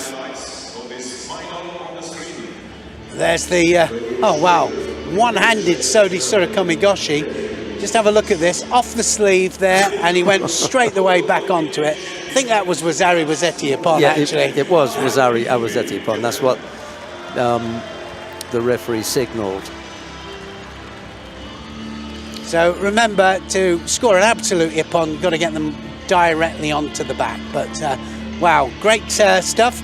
Every match except one with Sodi movements, and he is the champion. Right, we come now to the awarding ceremony for the women in the under 52 kilo category. Ladies and gentlemen, the medal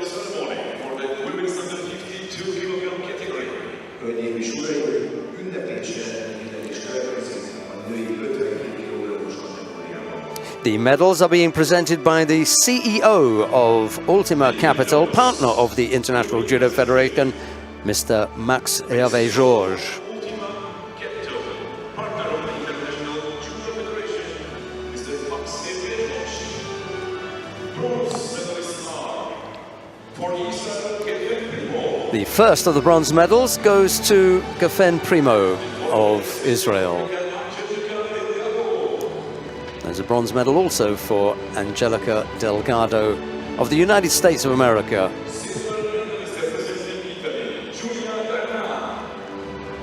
Silver medal goes to Giulia Carna of Italy.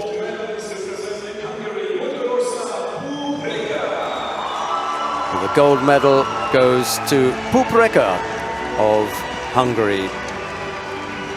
Super performance, very professional performance from her, but we don't see anything else, do we, really? She is a true professional.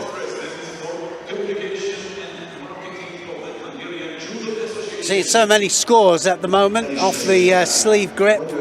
One of her sleeves was being dominated as she did it, and here's the second one, exactly the same technique, but slightly different situation this time. Very low to the ground, but it wasn't Newaza, remember. It was still standing.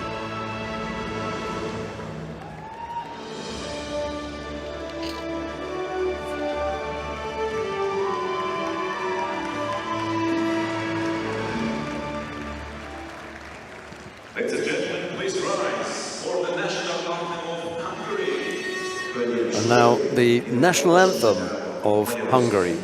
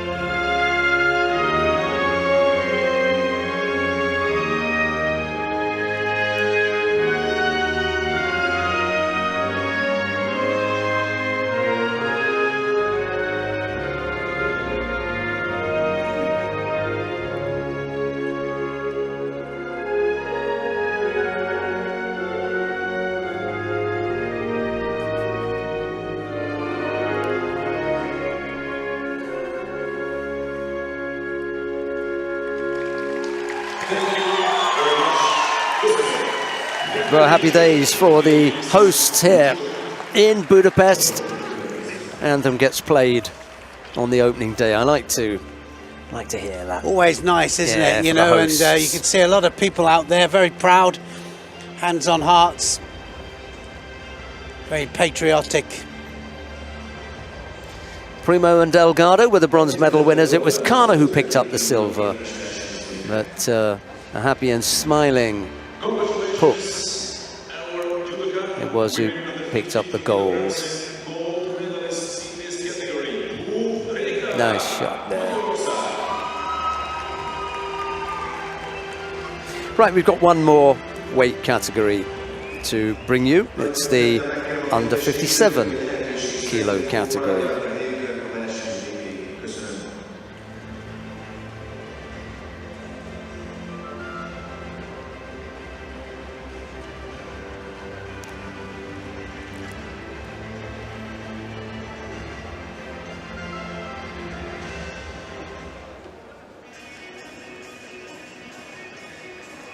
The first of the bronze medal contests features Timna Nelson-Levy of Israel. She goes up against Telma Monteiro of Portugal. It'll be Nelson-Levy and the white judogi Monteiro in blue. One goes against 7, Neil. Yeah, I mean, it's interesting, isn't it? Nelson-Levy just took over the #1 world ranking there, I think from Klimket, wasn't it? She loses in this one, but she's there around about every single tournament. Telma Montero, she's been there. She's an absolute legend, and there she's again. She's in there fighting for a major medal. The referee in the middle for this one is Ramzi Shamirov of Tajikistan.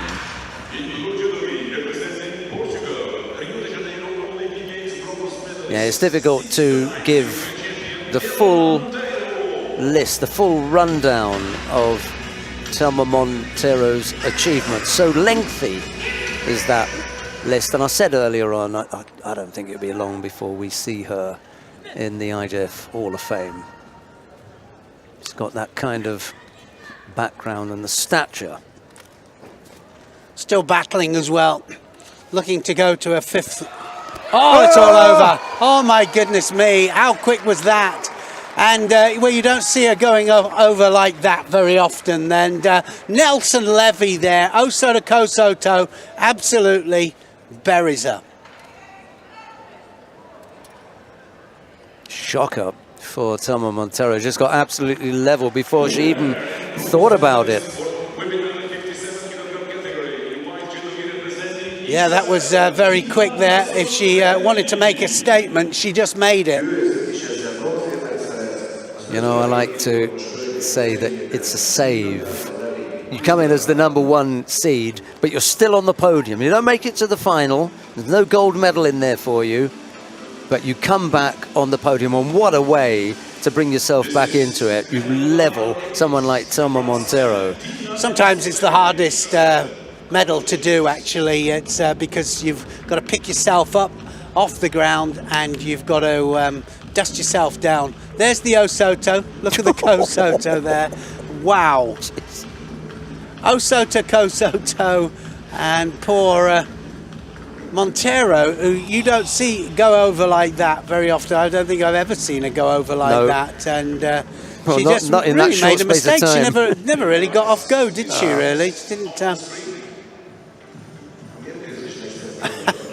A bit of a surprise there, even for Shani Hirschko. Yeah, Shani there, and out of his chair again. This time, not being asked to leave the arena, just jumping up in sheer happiness.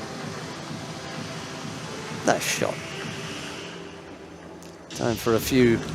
Great shot that was, wasn't it? Yeah. Hey, just let's look at my selfie. Right, coming up next, the second of the bronze medal contest in the under 57 kilo category. Jessica Klimke of Canada goes up against Arnez Odelin Garcia of Cuba. It'll be Klimke in the white judogi, Odelin Garcia in blue. The referee in the medal for this one is Heather Lutjens of Belgium. Neil. Yeah, again, Klimke just on the way back and just starts her campaign for qualification for the Olympics, and this is her first tournament back, so just knocking the edges off, really, knocking the cobwebs off, should I say. Single slip in her semi-final put her into the bronze medal contest. Just got tied up a little bit with Funakubo Haruka, the Japanese, who, if truth be told, was struggling in that contest. A single error by Klimke put her in Newaza, from which she was unable to escape. She's the current world champion.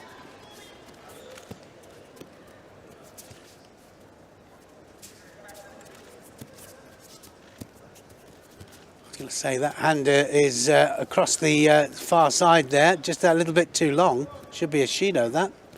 It's been there too long. No attack off it. She hasn't got a grip. It's been pulled by the Cuban, yeah. if you see.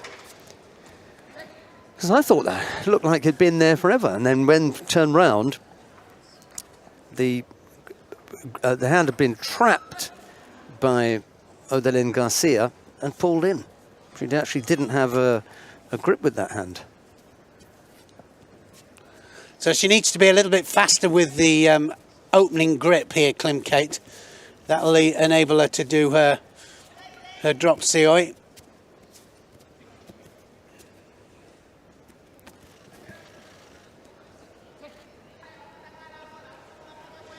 Yeah, Odelin looks as though that didn't trouble me. She did look like that, didn't she? I thought that. Yeah, I thought I was a little bit too confident there because I was talking about readjustment. Klimkate will readjust. You know, she doesn't want to be too smug about it because it still might happen.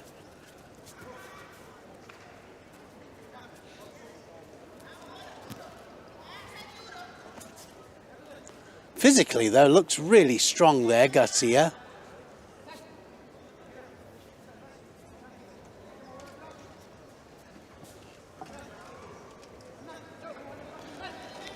Yeah, it's Klimko who picks up the gripping infringement penalty.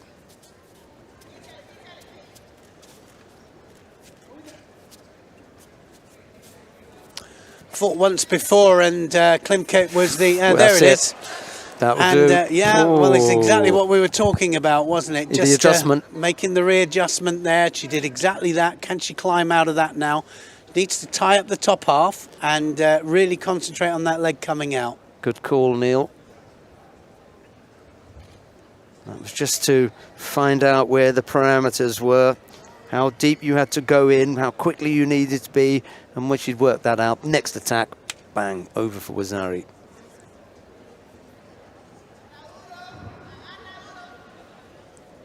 No, Odelin Garcia not where she wants to be. Time ticking away. Must have taken 20, 25 seconds off the clock in that last exchange. Okay, that's what I thought. Yeah, it was good. Yeah, it was good enough. It just had that feel about it. So what's happened in the last 30 seconds of fighting there? They've had another look at that to see where the landing was for it, and they've given Klimke the ippon. Most of the back patch disappeared, and it's direct. No big smile. Compact impact, should I say? Yeah, no big smile. She expects a lot more than that. No big celebration. Job done. First one in. Yeah, a couple of points there that she needed to tidy up on. She did them, especially that first one that you mentioned, Neil, where, you know, Odelin Garcia looked at the first attack, said, that's not troubling me. That was one of those sighters. It was like a battleship where you send one, you know, shell over just to gauge the distance. The next one sinks you. Most of the back patch disappeared there, didn't it? Largely on the back, with control, force, and largely on the back. There you go.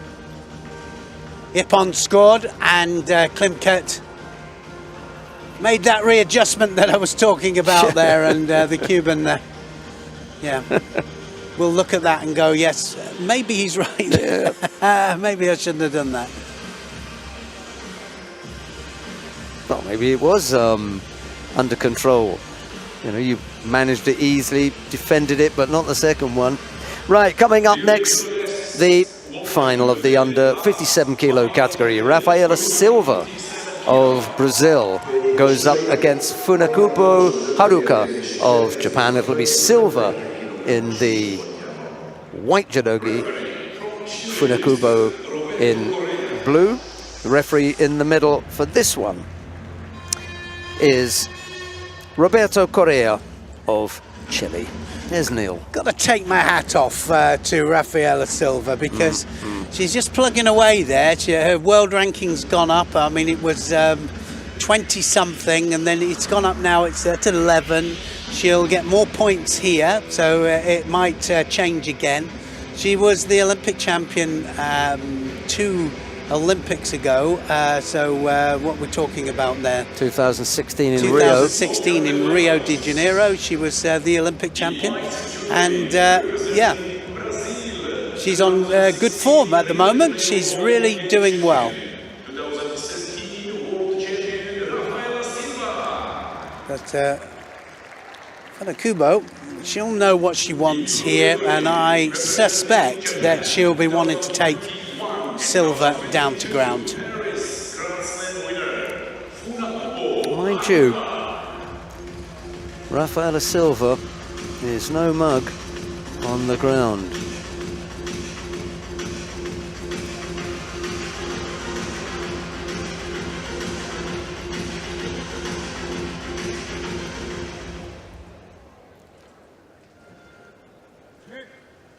Last final then of the first day of competition.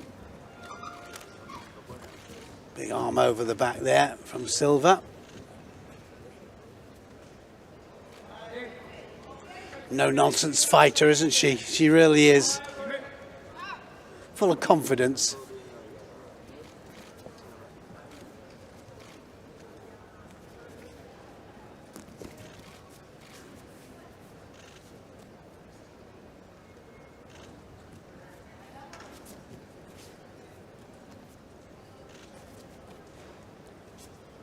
Looking for the Sianagi there, just create a little bit of space to go underneath with, either the Uchimata or the Sianagi.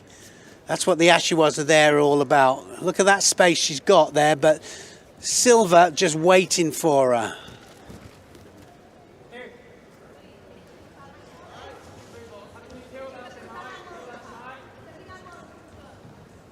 Hasn't got the best of records against the Japanese, Silva.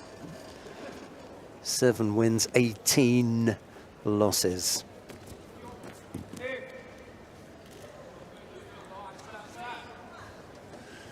Yeah, it's a lot, isn't it? Seven when you of think those. of it that way. 7 of those losses are to Yoshida Tsukasa.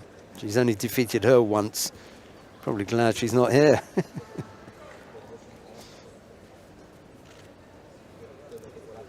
Matsumoto Kaori, Yamamoto Anzu, they were all, you know, people who had several wins against her. Left against right, which makes it look a little bit awkward here. They're both finding difficulty finding the way in. Kind of a W effect with the legs there.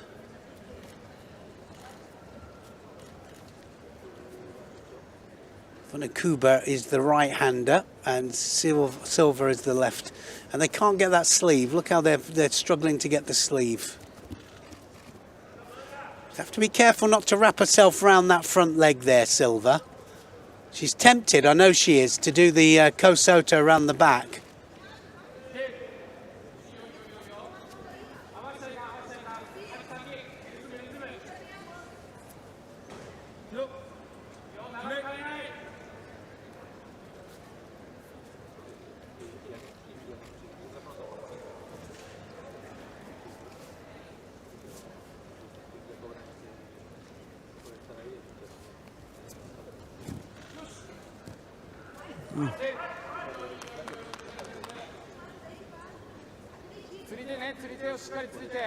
See, no Newaza situation so far.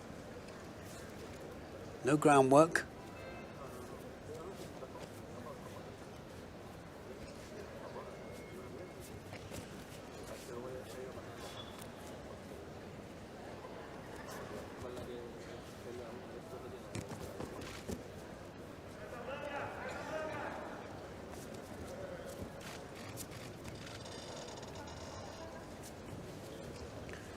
Just listening to the cameras clicking away there as soon as they just twitch. Looking for that perfect moment.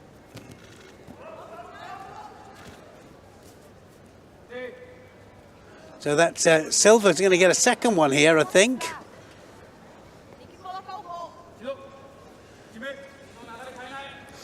Yeah, you're right. Picked up a second penalty inside the last minute of regulation time. Single Shido against Funakubo.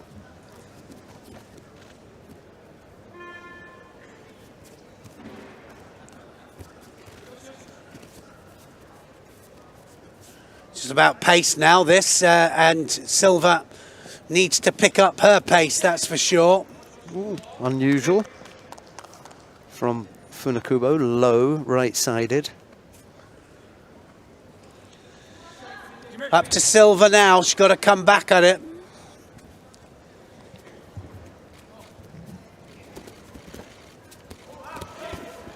And that was closer, wasn't it? That's Tsuyotoshi there, very, very low. So now silver definitely needs to be able to fire back. Another couple of good techniques here from Funakuba, and it's all over. Oh, It's all over penalty. now. There we go. Well, a rather tame ending to that gold medal contest. Rafaela Silva picking up a third penalty just off the pace there. Funakuba proving that her stickability and the inability of her opponents to be able to throw her is quite a task. Jessica Klimke couldn't score on her, and Rafaela Silva couldn't throw on her. That's a former world champion, former Olympic champion, current world champion. She kept a clean sheet. The lot. Yeah, that's true. That's a tricky athlete, mind you. She also failed to score on them, didn't she? What did she finish Klimke with? The Osai Komi, yeah. It was Osai Komi. Okay, so as far as the Tachi Waza is concerned, that's one thing, but in any case, it's a gold medal to Funakuba Haruka of Japan. We've got the awarding ceremony for the men in the under 66 kilo category coming up next. We'll then have a little highlights package. We'll have the awarding ceremony for the women in the under 57 kilo category, and then they will wrap things up with the first day medal table.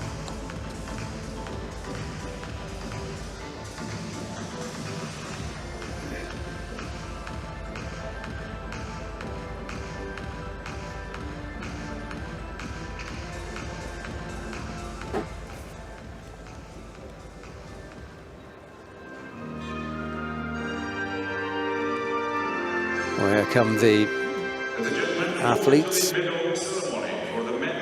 and the medals are being presented by Mr. Paolo Naroni, Chief Executive Officer of Ateno, partner of the International Judo Federation. Partner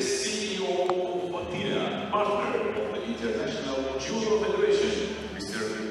Paolo Naroni.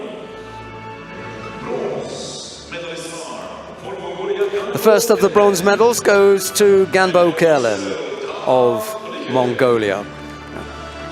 Shock of white hair that he's decided to sport. Slightly different, doesn't he? There's a second bronze medal for Tal Flicker of Israel. Silver medal goes to Rakim John Subhonov of Uzbekistan. But the gold medal goes to Abe Hihumi of Japan.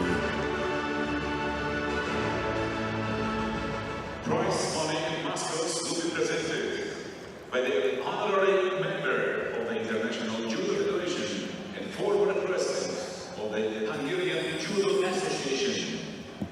Elismerést adták a Nemzetközi Judo Szövetség tiszteletbeli tagja és a Magyar Judo Szövetség egykori elnöke, Putnik Bálint úr.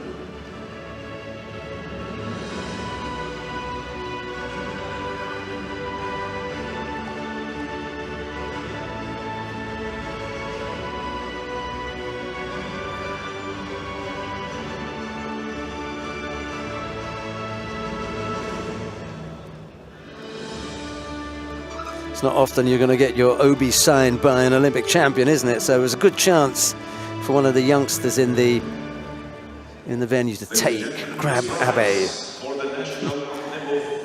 And now the national anthem of Japan.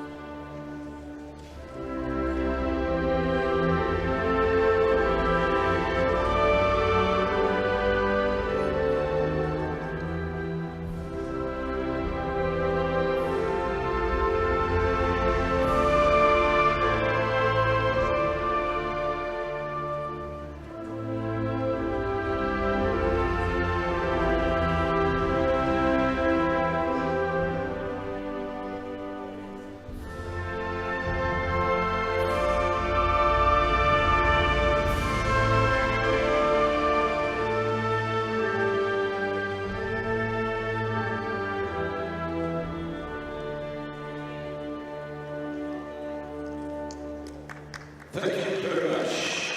Have a picture with the Cadets and Judo. Csoportként következik.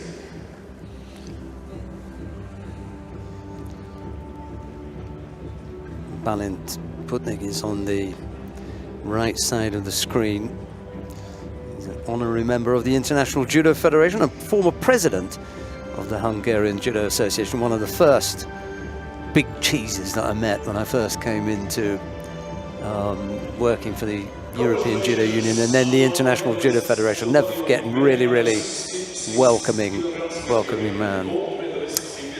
Flicker and Ganbold were the bronze medal winners. It was Subonov who took the silver, but it was Abe who walked away with the gold medal.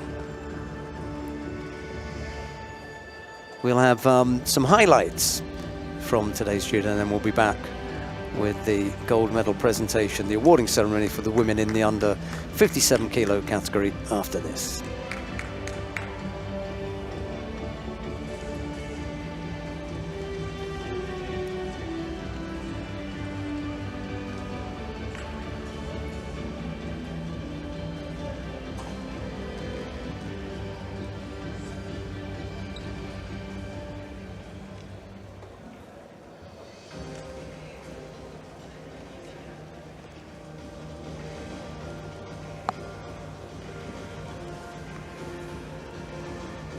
Ladies and gentlemen, before we start the last awarding ceremony today, you can see the highlights of today's final block on the screen.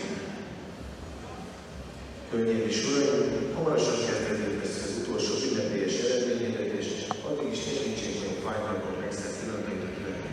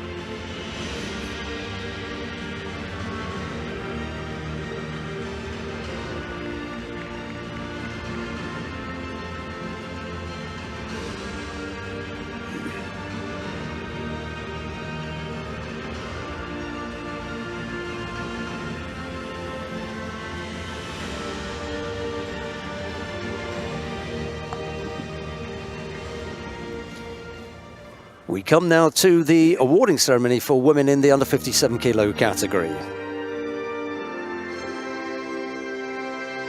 and gentlemen, the medal ceremony for the women's under 57 kilogram category. Hölgyeim és uraim, ünnepélyes eredményhirdetés következik a női 57 kg-os kategóriában. The medals will be presented by the IOC member, swimming, Olympic and The medals are being presented by the IOC member, swimming Olympic and five-time world champion, Mr. György Daniel. First of the bronze medals goes to Jessica Klimke of Canada. There's a bronze medal also for Timna Nelson-Levy of Israel. Silver medal goes to Rafaela Silva of Brazil.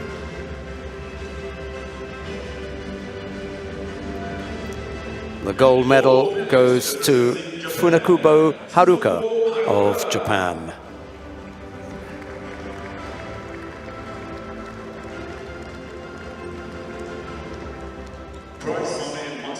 Quite the finish that we wanted, was it really? But she did enough, didn't she? She was plugging away there, went quite a few attacks ahead in the end, and Rafaela Silva just couldn't catch up.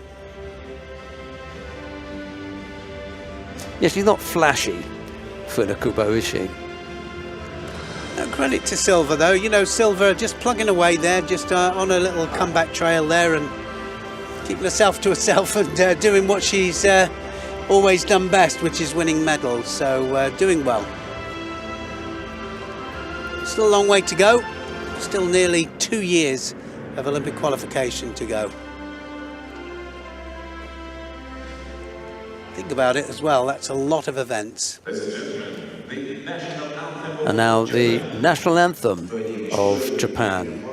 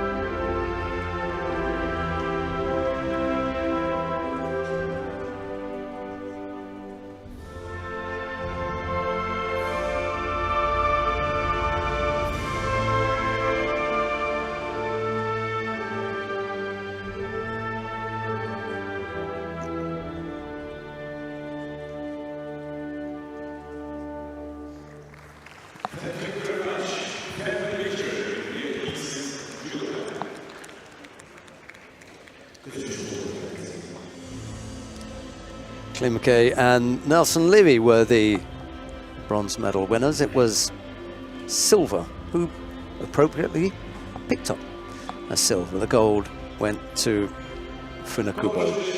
Here's Neil with a wrap-up of today's action and the medal table. Well, it's been a good day. First day of competition here in Budapest, and as always, we've seen some good judo. 1 or 2 golden scores, but the judo generally has been really high quality, and we've had some big surprises today as well, with certain people who were expected to get to the medals not getting there. Medals as expected. Japan, of course, are out in front straight away with 3 gold medals there, and Belgium and Hungary also with a gold medal apiece. And then we've got Georgia with a silver and a bronze, Spain with a silver and a bronze as well, Italy, Brazil and Uzbekistan with a bronze apiece. Of course, this could all change, and it will do as well on day 2 and 3. 4 categories coming tomorrow: under 63 kilos and under 70s for ladies, and we've got the under 73s and under 81 kilos for men.